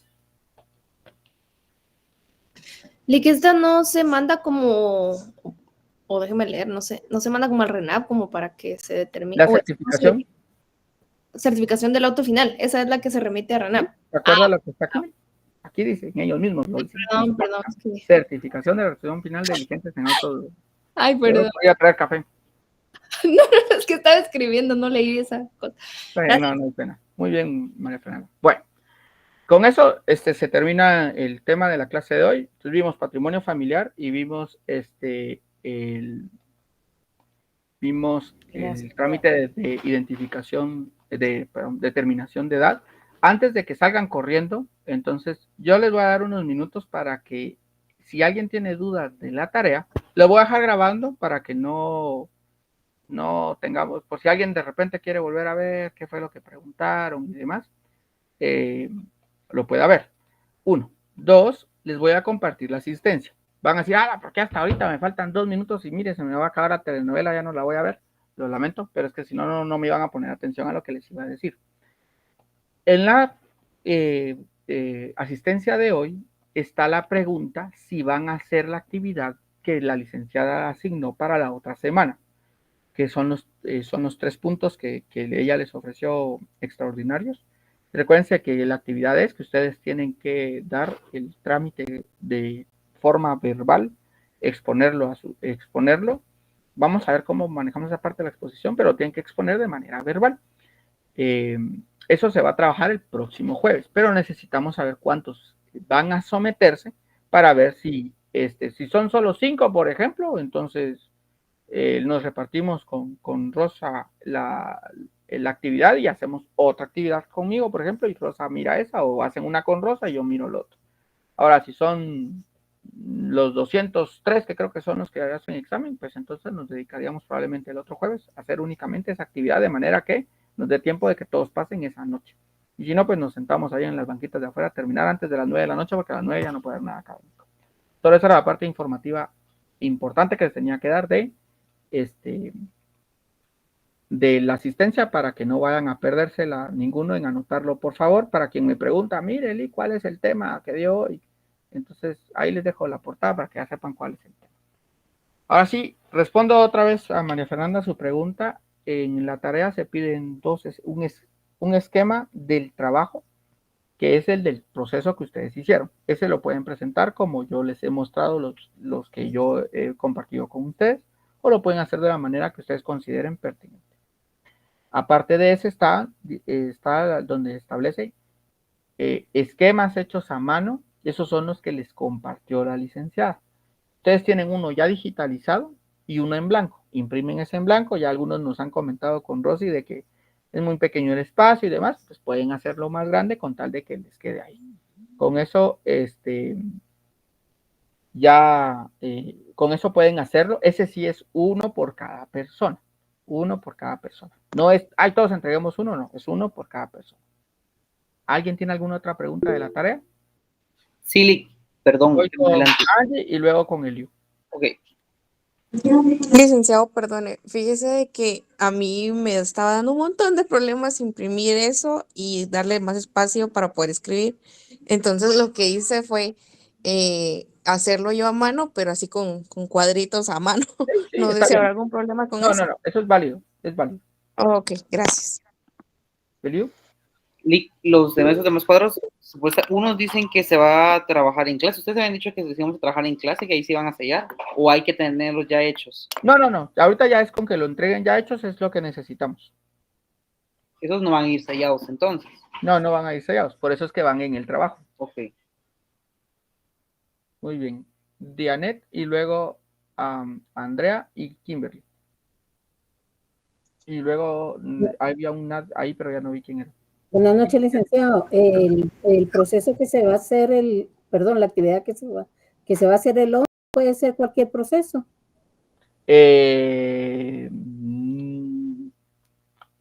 Paréntesis. Rosa, ¿tú tienes entendido qué proceso les van a pedir? Proceso sucesorio. No, es el proceso que cada uno desee de jurisdicción voluntaria. No va a ser solo el proceso sucesorio. Yo vi que, yo le voy a preguntar, si quieren, hagamos una pausa. Vamos a preguntar bien a la licenciada si ella quiere que les preguntemos cualquier proceso, pero que yo les diga, miren, a ver, díganme el trámite de determinación de edad, o ella me va a decir, no, mira, deja que ellos elijan el proceso que estudiaron, o me diga que a todos les va a preguntar el proceso sucesorio. Lo vamos solo a terminar de pulir y se los publicamos en el grupo de WhatsApp para que sea como que quede por escrito cuál era la respuesta de ella. Yo recuerdo que también ella dijo del proceso sucesorio, pero lo vamos a afianzar todos para que tengamos la misma línea. ¿Les parece? Sí, esa era mi duda, licenciado, porque yo me recuerdo que ella dijo proceso sucesorio. Entonces solo vamos a corroborarlo porque a mí recuerdo que me dijo hace poco que también era proceso, pero vamos a ver. Bueno, Roberto dice, no hay problema. ¿Quién dijo que no? Tampoco quiere decir que si dijo que no, en la otra, debiera de mantener la palabra, pero si de repente alguien dice, mire, me equivoqué, no leí, entonces ya podemos hablar. Todavía no hemos determinado qué proceso, si es cualquier proceso o el que nosotros, ahí podríamos decir que sí, licenciado.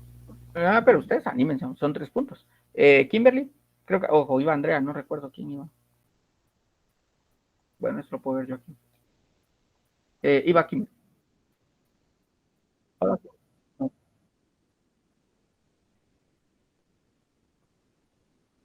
Sí.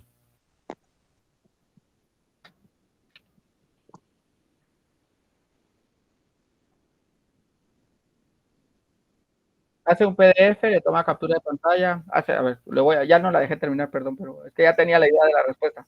Si no, pues ahí vamos. Hace un Word, hace la captura de pantalla de demostrar lo que, de acuerdo a lo que usted observó, a lo que establece la ley, hace la captura y va como haciendo el comentario de aquí se puede verificar tal cosa, aquí se puede verificar tal cosa, aquí se puede verificar tal cosa. Luego, usted viene y dice, yo quiero preguntar, por ejemplo, a la Policía Nacional Civil, de acuerdo al orden público, qué tantas multas imponen ellos, por ejemplo. Que usted diga, yo quiero saber si ellos imponen multas todavía.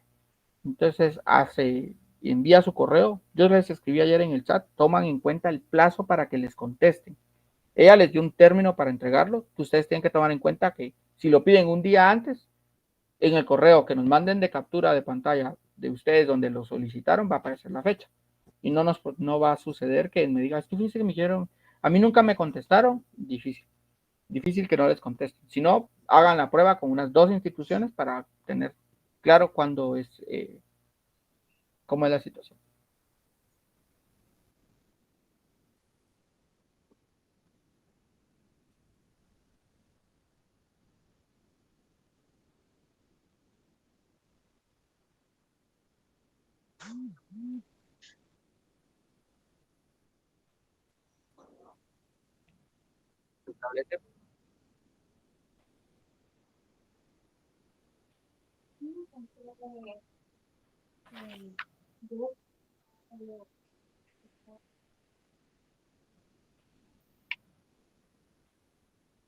Ellos.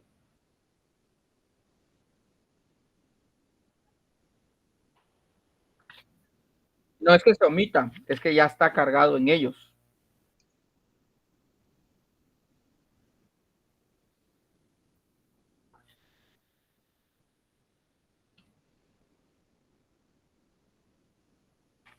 ¿Mm?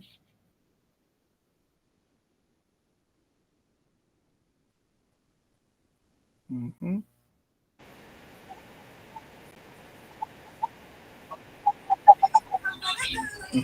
Sí, pero en ese caso sí, no se preocupe porque no le va a aparecer a quién específicamente se lo dirigió, porque muchas de las instituciones lo que hicieron fue crear un departamento y alguien ya se encarga de gestionar esas respuestas.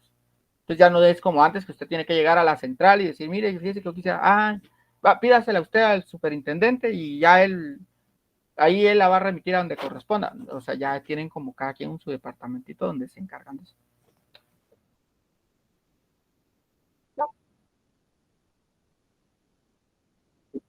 Correcto. ¿Alguna otra pregunta, Kimberly? Muy bien. Licenciado, una pregunta. Si tomamos 3 capturas, ¿puede ir separado o Sí. todo junto tiene No, que ir siempre? puede ir separado. Porque no, supónganse que si una página, si le hace mucho zoom para disminuirlo, lo que va a pasar es que no se va a ver. Entonces lo puede hacer por pedazos y ahí lo va a hacer. Bueno, muchas gracias. Andrea Lisette Rodríguez. Lick, una consulta. En el expediente que nosotros tenemos que señalar las partes, ¿eso es forzosamente a mano o lo podemos hacer de una vez a computadora? Es que ahí dice que puede ser una fotocopia o buscado de internet. No. No, pero es que como dice que nosotros tenemos que señalar las partes. Eso sí lo tienen que señalar. Por eso lo puedo hacer de a mano o a compu. ¿O tiene ¿Cómo que ser cree solo usted que a mano? aprendería más? A mano.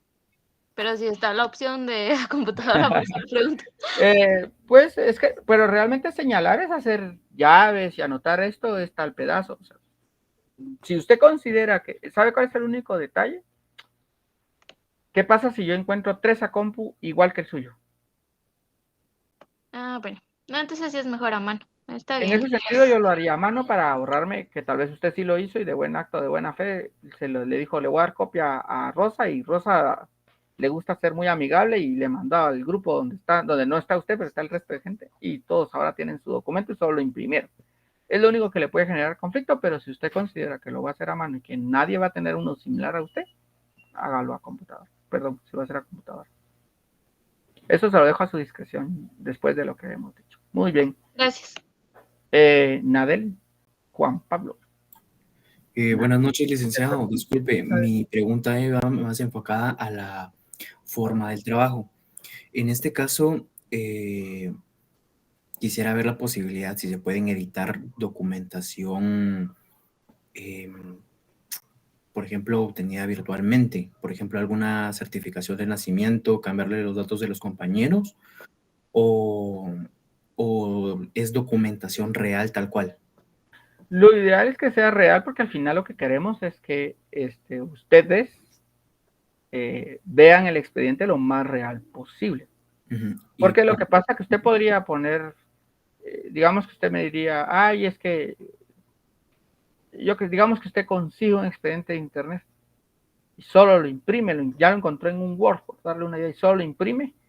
Entonces, por eso fue la única salvedad por la que la licenciada permitió que se hiciera computadora y de manera electrónica, era con la salvedad que tenían que ser datos específicamente de los integrantes del grupo. Muy bien. Entonces, sí no se preocupe por los datos que están ahí, porque realmente en la certificación de nacimiento están nombres de las personas, DPI, pero no hay como alguna, por eso es que al final es público lo del DPI, o sea, esos datos no están en las que aprendieron ayer con la licenciada, que podían ser, puede que la dirección de la casa suya no es un dato que yo puedo corroborar, entonces eso no importa que ponga una inventada. Muy bien, ahora otra consulta. Atendiendo a lo que usted comentó, ¿se puede pedir alguna documentación a alguna institución pública y que nos la brinden para que forme parte dentro del expediente? Del expediente aparte proceso. de la tarea que les dejó la licenciada ayer. Sí, no, exactamente. Sí, exactamente. Es totalmente distinta a la tarea de ayer. Pero, que otra usted de repente le den una cosa en una institución, pues si se lo dan y acorde a lo que usted está trabajando, está bien. Muy bien. Entonces, otra consulta es acerca de si se puede utilizar algún sello en donde indique el nombre completo del compañero y el número de carnet, o simplemente queda prohibido. Es como notario. Ajá, por así decirlo. No, solo haga un cuadrito donde diga sello. Ah, muy bien. Muy bien. Sí, a eso sí no van a hacer, porque eso sí la licenciada no deja que se haga. Ni en esta ni en el otro curso si lo llevan con ella, porque también a veces hacen prontuarios y también lo mismo, no deja que. Muy bien, Lick. Muchísimas gracias. Muy bien, voy con quién me toca. Rosa, pero Rosa ya bajó la mano. Ethel. Licenciado, perdone, tengo dos preguntas. La primera, en cuanto a la tarea del día de ayer. La licenciada nos dijo que nos iba a enviar un cuadrito que tenía como un checklist y que íbamos a revisar la página que escogiéramos y que íbamos a verificar si efectivamente cumplía con los requisitos del artículo. ¿Este cuadrito le va a enviar la licenciada o mejor le tomamos las capturas de pantalla y ahí vamos anotando? Yo le recomiendo que se vaya al artículo 10. Son 29 cosas que tiene que observar. Tome la captura y si ya les da un cuadrito, ya lo meten y listo. Ok. Sí, no se quede descansar el cuadrito, porque si no, le va a agarrar el tiempo. Ok, gracias. Y la segunda pregunta de la tarea en grupo. Nosotros ya estamos trabajando en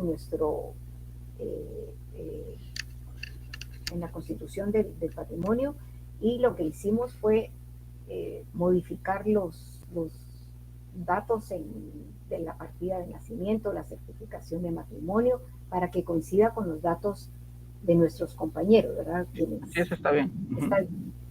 Esa era la pregunta. No hay inconveniente en que modifiquemos y también una escritura de una casa X ser nuestro patrimonio familiar.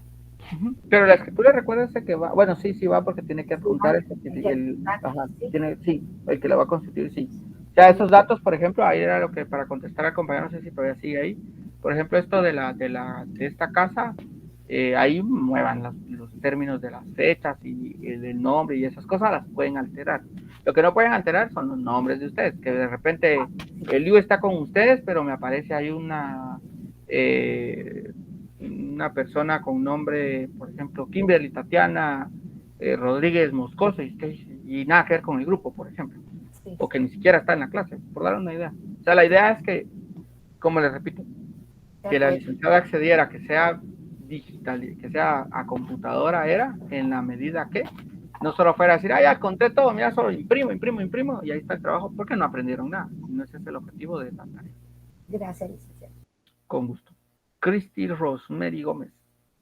Gómez, no sé qué dice. ¿Gómez qué? García. Dígame. Lick, una pregunta. En la primera parte de la tarea de ayer dijo que teníamos que solicitar a alguna de las entidades que aparecen en el artículo 6, si no estoy mal. Entonces yo hice como un oficio donde solicitaba a cierta persona, por ejemplo, del Ministerio Público, datos de un menor de edad. Por ejemplo, eso es una información reservada. Entonces, esa solicitud puede ser, o sea, la primera parte, y la respuesta que esa persona me dé también es eso, o sea, a eso se refería. Sí, lo que pasa es que cuando ustedes van a pedir algo, les tienen que contestar. En el caso suyo, pidió algo, digamos que usted quería ver si realmente cumplen con que la ley establece que los datos que sean sensibles no deben de compartirse. Exacto. Entonces, es como, por ejemplo, yo miraba en una red, pedían, decía el término así, yo dije, a ver si alguno de ustedes no va a estar ahí pidiendo alguno de sus trabajos, pero la pregunta era, ¿quién me puede compartir un expediente de una adopción ya fenecido? ¿Qué opinan ustedes de esa pregunta? Los que están. ¿Es información sensible, licenciado? Un proceso de adopción no van a conseguir el expediente. Esos son de los expedientes que si les toca armar un expediente de adopción, no van a poder tener acceso a él. Les van a decir los requisitos y con eso ustedes tienen que inventarse. Pero un expediente, verlo, a menos de que ustedes trabajen en el proceso de adopciones, van a poder verlo. Pero en caso contrario, no lo pueden ver porque es un dato muy sensible. Entonces, ahí es donde va la situación a lo que me indicaba. Si pidió un dato sensible y se lo entregan, pues lo que nos queda constancia es de que no cumplen con lo que la ley establece. Y si no se lo entregan, pues eso va a ser lo que usted hizo como actividad licenciada. Es decirle, mire, yo pregunté esto al correo donde lo preguntó, porque muchos les piden, si quieren mandarlo a su correo, la constancia de lo que han pedido, y luego les va a llegar la respuesta donde dice, miren, lamentamos de informarle que este dato no se puede compartir, y listo. Ahí ya cumplió usted con lo que la licenciada quería. Ver que ustedes sí pueden acceder a la información y en el caso suyo particular, que no le van a dar una información, que una información que usted pidió es una de las que está en la ley establecido que no se puede compartir. Ok, gracias. Con mucho gusto, Cristi Rosemary Gómez García. Mónica Cecilia Díaz López. Licenciado, buenas noches. Muchas gracias. Mi pregunta va en base a el expediente que estamos formando con mi grupo. Fíjate que como dentro del expediente nosotros nos tocó la subasta voluntaria y allí la requirente solicita que se le notifique a dos posibles interesados, ¿verdad? Entonces mi pregunta es si se debe de incluir en el expediente las cédulas de notificación que se les hicieron a ellos. Sí, porque son parte del expediente. Recuerden que el expediente es todo lo que implica el proceso. Por ejemplo, en el que vimos hoy, hay dictámenes hay dictámenes del médico para que haga constatar, eso es parte del expediente. Debe de aparecer el informe del médico donde establece cuál es la edad de la persona. Y eso mismo aplica en el caso también, entonces, por ejemplo, de los recibos que se van a efectuar por el monto que se da como requisito para ser partícipe en la subasta. Exacto. Ok, de acuerdo, ya me queda claro. Cuando usted termine y diga, a ver, ahí entendí cómo se hace una subasta y ahora ya sé qué documentos ya. Por eso es que lo estaban haciendo en grupo y tuvieron antelación para hacerlo. Ok, muchas gracias, Lick, muy amable. Vamos con Ingrid Lisette Hernández López. Buenas noches, licenciado. Yo tengo dos consultas. ¿Sí? La primera es, bueno, esta yo creo que viene siendo como que repetitivo, pero en el caso particular de nuestro grupo, nos correspondió el tema, el expediente de las disposiciones y gravámenes de menores de edad y ausentes. Mi pregunta es, como nosotros según las instrucciones que ustedes nos indicaban, era de que cada integrante del grupo tenía que ser partícipes de comparecer en el expediente, ¿verdad? Pero, como nosotros somos 9, nos faltan 2 personas. podemos colocar nombres ficticios. ¿Por qué le faltan 2 personas? No, o sea, nos faltan 2 personas porque dentro del expediente que nosotros encontramos son 11 personas que participan en ese Dejen las expediente. 2 que están ahí si quieren. O sea, mientras que estén ustedes 9, los otros 2 ya sabemos que son extras. Ok. La otra es de que como nosotros lo queremos hacer, acercarnos a la realidad, yo le hacía la observación a usted en el chat de que si podíamos colocar, supongamos, en el caso mío, yo podía colocar a mi esposo, yo y la certificación de una de mis hijas. Ujú. Y que los demás compañeros fueran otras partes. Sí, ya esa distribución no es, digamos que no es por lo que queremos es que aparezcan ustedes. Ok. Otra consulta.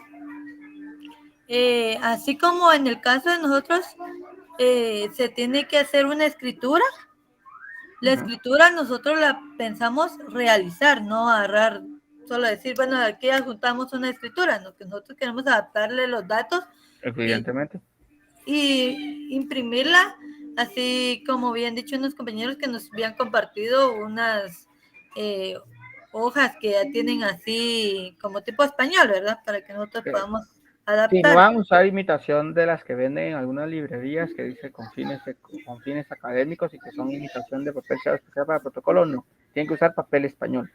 Sí, eso sí ya lo teníamos nosotros claro. Entonces, pues como tenía duda, porque como ahorita Ethel mencionaba de una escritura, entonces dije, de repente solo se tiene que adherir una escritura real.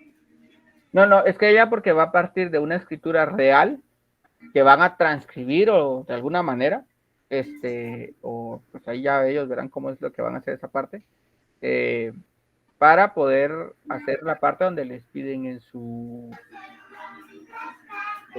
trabajo, les piden el dato de lo que va, de la escritura como uno de los antecedentes. Pero eso ya es del trabajo de ella. O sea, ahí, si usted tiene que hacer una escritura, la redacta y listo. Ok. Era porque necesita una escritura ya hecha, porque su patrimonio ya debe de haber, el bien ya debe de existir. Cambio, usted va a constituir. Esa, por ejemplo, no pueden darme el testimonio de una casa X. Sí, no. Como todos los datos, más que todos son ficticios, ¿vale? Entonces podemos adaptarla a los datos, ¿verdad? Otra consulta. Respecto a los 3 puntos de decirle los procesos, ¿verdad? Yo recuerdo que la licenciada había mencionado que solo eran para las personas que querían ganar puntos para el primer parcial, pero no sé si también valen para el segundo parcial o cómo, porque... La verdad.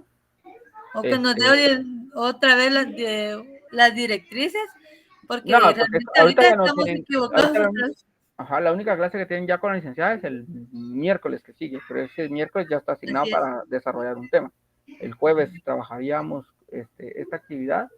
Todo lo que le vamos a decir es qué proceso es y listo. Ustedes, métase. Ok. Ella dice, mire, le voy a dar los 3 puntos en el siguiente examen, ya la hizo. Y le dice, no, mire, era para ya tiene 30, pues gracias por participar. Sí, esa era mi duda, porque como en mi caso yo tengo 30, entonces, pero si es para ahorita el segundo parcial, pues hasta un punto puedo hacer, ¿va? Entonces, sí, esa era mi consulta. Gracias.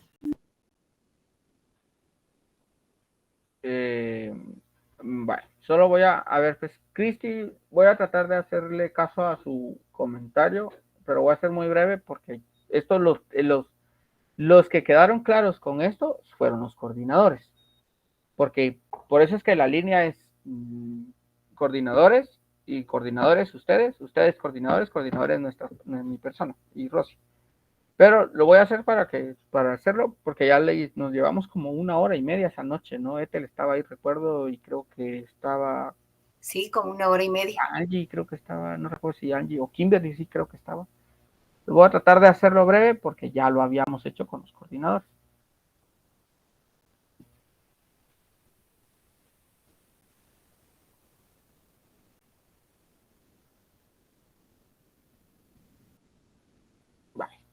Este es el trabajo, en esencia. Miren, pues el trabajo está dividido en dos partes esenciales. Lo que tienen que tomar en cuenta del trabajo es que esta parte de acá, esto deberá realizar a mano. Este es el cuadro que la licenciada les compartió desde Classroom. Ese es a lo que se refiere a hacer a mano. El punto, voy a ir marcándolo con amarillo, solo que aquí, sí, bueno, ahí después. Este es el cuadro que la licenciada les dio que hicieran a mano. ¿Dónde encuentro ese cuadro? Si no lo recuerdo, ¿dónde está? Me voy a Classroom y en Classroom aparece de las primeras publicaciones que ella les compartió. Aparece cuadros junto con el programa. Les aparece cuadros de procesos de jurisdicción voluntaria. Y a ese es al que se refiere. Duda que nos han planteado muchas personas es, mire, no, ¿cómo puedo hacer porque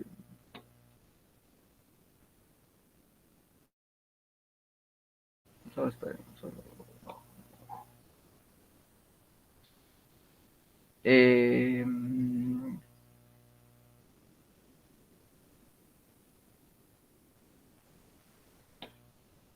a ver, solo estoy buscando para ponerle la foto ahí en pantalla. Aquí está. Que la mayoría me ha dicho, mire, es que los cuadros son muy chiquitos, ¿será que lo podemos hacer aquí? ¿Podemos hacer allá? O sea, pueden ampliarlos. Lo que no pueden hacer, digamos, es como decir, yo no lo quiero hacer en el cuadrito. Porque la idea del cuadrito es que tiene una secuencia lógica de aprendizaje. Esa es la razón de por qué estamos como que debe de ser así. Bueno, este es el cuadrito. Este cuadrito. Para esa hoy zoom para que lo vean. Este es el cuadrito al que todo el mundo estamos hablando que va llenado a mano. ¿Y de dónde saco la información? Ella les dio ya uno digitalizado. Así de sencillo. Esto solo es del orden lógico que debe llevar. O sea, el B no tiene mayor cosa que decir. Vamos con este. Deberá buscar de internet o de un libro, un expediente completo de un trámite distinto al suyo. Y aquí está lo que la mayoría no lee. Y en el acta de requerimiento, 1, la primera resolución, 2, la notificación, 3, el edicto, 4, y la escritura, si la hay, ¿qué es lo que van a hacer? Marcar de manera muy notoria notorias sus partes de acuerdo con lo estudiado en clase. Eso es lo que ustedes van a hacer. ¿Tienen que tener todo el expediente? No. Lo que tienen que tener es esos elementos de un solo expediente. Lo que sí tienen que tener es lógica. Pues si usted me dice el acta de requerimiento es de identificación de tercero, la primera resolución es de constitución de patrimonio, la notificación es de una ausencia, el edicto no tiene nada de sentido. Y lo que yo le decía, no recuerdo si Andrea, que por ahí andará, no sé si como ella me estuvo preguntando hoy, o no recuerdo quién me preguntaba, alguien me estuvo escribiendo preguntándome esto y le decía, el objetivo es que ustedes le vean la lógica a cómo va el acta, cómo va la primera resolución, la notificación, el edicto y cómo finaliza cuando es por medio de escritura. Miren que no está la resolución final, solo están los 4 primeros y uno de los principales que es la escrituración. Ese es el que ustedes agarran su libro. No tengo mi libro aquí. ¿Dónde dejé mi libro? Como no estamos fotocopiando todo el libro, estamos violentando los derechos de autor. Estamos fotocopiando con fines académicos ciertas páginas del libro. Entonces, eso es lo que usted agarra el libro del doctor Nery Muñoz, por ejemplo. Dice, aquí está el libro del doctor. Puede sacarme fotocopias solo del acta nada más y de este y este, de los trámites que están ahí. Y ahora, ya que ya tengo la fotocopia, lo mancho. Y ahora que lo mancho, le pongo mi nombre y hago las anotaciones que corresponden según lo que estudiamos. Porque ustedes tienen ya, yo les di un documento donde están las partes del acta, las partes de la primera resolución, de la notificación, del edicto, lo vimos en el repaso, y de una escritura, pues se van al artículo 29 del Código Notariado y ahí está lo que corresponde. ¿Dudas con esa parte? Por eso sí voy a preguntar si hay dudas. distinto al que ya les asignaron. Ay, a mí me asignaron proceso sucesorio, cualquiera menos proceso sucesorio. Ay, mire, todos nuestros compañeros pueden tener el mismo, lo ideal es que no. ¿Lo puedo yo escribir toda computadora? Ya le había contestado la pregunta ahí a, no recuerdo a quién. Lo ideal es que lo manche a mano. Angie. Ay, licenciado, perdone, es que yo redacté todo el expediente del proceso de identificación de tercero y ya lo estoy como señalando, ¿no hay problema o quito lo que no? Quite lo que no es porque realmente solo vamos a calificar de lo que es, si no nos va a poner más bulto de lo que ya vamos a llevar. No porque ok, no lo podamos gracias. ver, sino porque realmente necesitamos específicamente eso. Sí, Cristi. Lick, disculpe para lo de los esquemas, si en caso mi letra es muy grande y no puedo... Lo puede ampliar, lo puede hacer de alguna manera que quede ahí, en un cuadrito, en cuadritos. Por ejemplo, ustedes compartieron un esquema de proceso sucesorio, si no estoy mal. ¿Puedo hacer un esquema así? Lo que pasa que en este que tiene la licenciada, tiene algunos como comentarios extra, y eso es lo importante de... Ah, sí, por eso, por ejemplo, yo puedo poner, qué sé yo, Hacia abajo. acta de requerimiento en un cuadrito y poner su fundamento legal y... Sí. Por lo menos que sea visible rápido lo que tenía, que lo tenga, para que no vaya a ser como después, mire, pero ¿por qué me bajó puntos? Pues es que ahí estaba, pues sí, pero es que también lo escribió donde no se podía ver. A eso nos referimos con que sea lo más preciso posible. Ok, gracias. Vamos, porque ya, ¿quién fue la que me dijo ahí? Andrea, que fue la que dijo, ya son las 8:30, se nos vaya a acabar el café. Muy bien, luego, esto ya no. Vamos 9. Sí, ahora ya van a ser las 9, pero ya decía 8:30. Entonces vamos ahora, esto de aquí es lo que ustedes van a formar de expediente. Esto no les interesa más que para el trabajo, porque esto lo sacan ustedes ya de un libro. O sea, esto de aquí. El acta, primera resolución, ¿verdad? Todo esto ya es lo que ustedes están formando.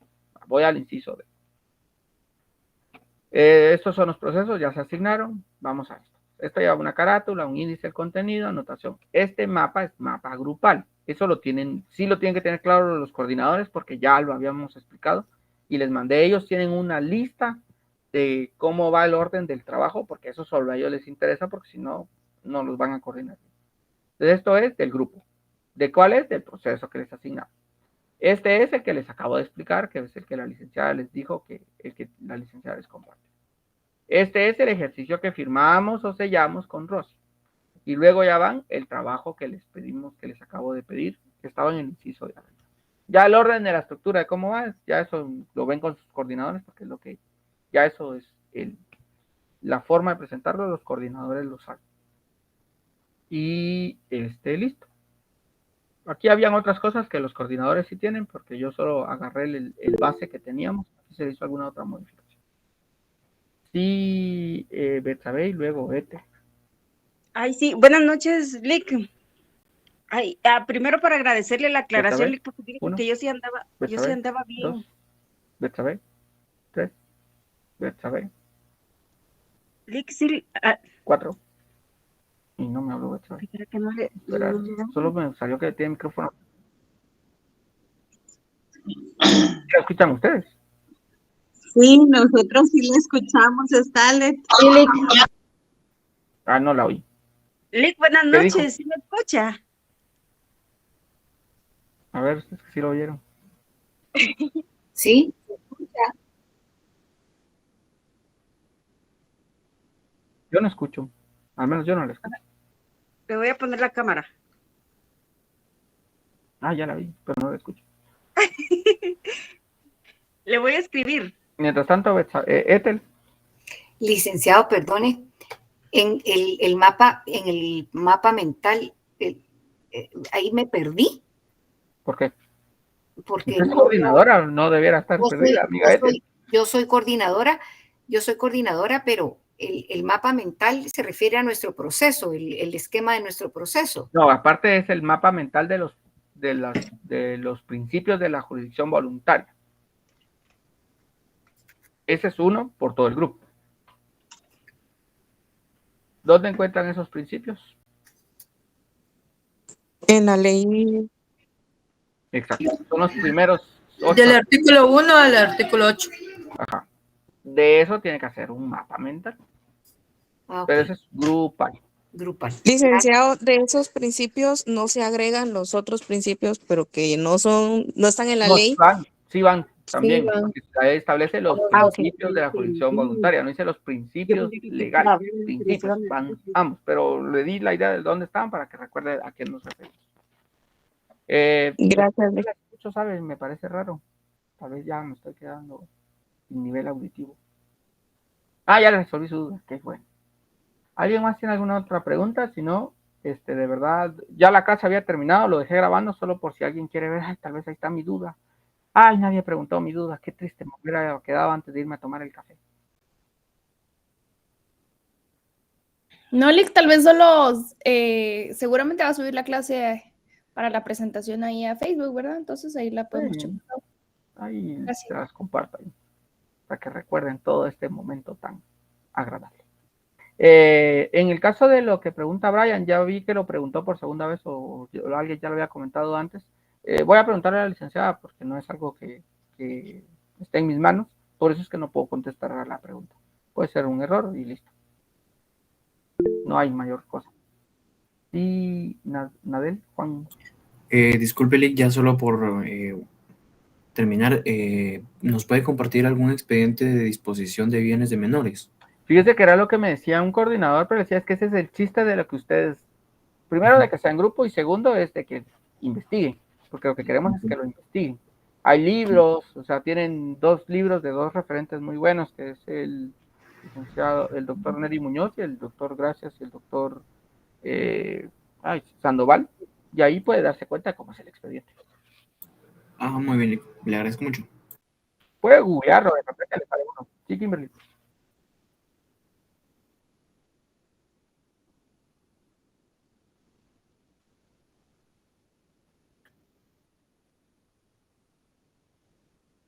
Escríbame. Escríbame sin pena. Y si alguien tiene alguna duda, me puede escribir. La mayoría le trato de contestar, solo me tienen que tener un poquito de paciencia porque a veces sí estoy un poco ocupado. Y a veces puedo pasar el día completo y no reviso mi teléfono y otras veces ahí medio puedo y solo, no recuerdo quién me escribió y solo escribí uno y la respuesta 1 eran como 4 preguntas y al rato me mandó otras 3, entonces supongo que pensó, dijo, ay, está en el grupo, ahí en el grupo de WhatsApp, quien le mandó los documentos de hoy, ese fui yo, entonces ahí lo puede ver. Bueno, los dejo descansar, las dejo descansar. Ha sido un gusto compartir con ustedes esta noche. De nuevo, ánimo, de veras, las tareas que dejamos es con un buen fin. No se les olvide, la otra semana es presencial y Rosy les va a dar los comerciales finales. Sí, solo hacer mención, Starlet, buenas noches, gracias compañeros por quedarse hasta esta hora para que pudieran resolver todas y cada una de sus dudas.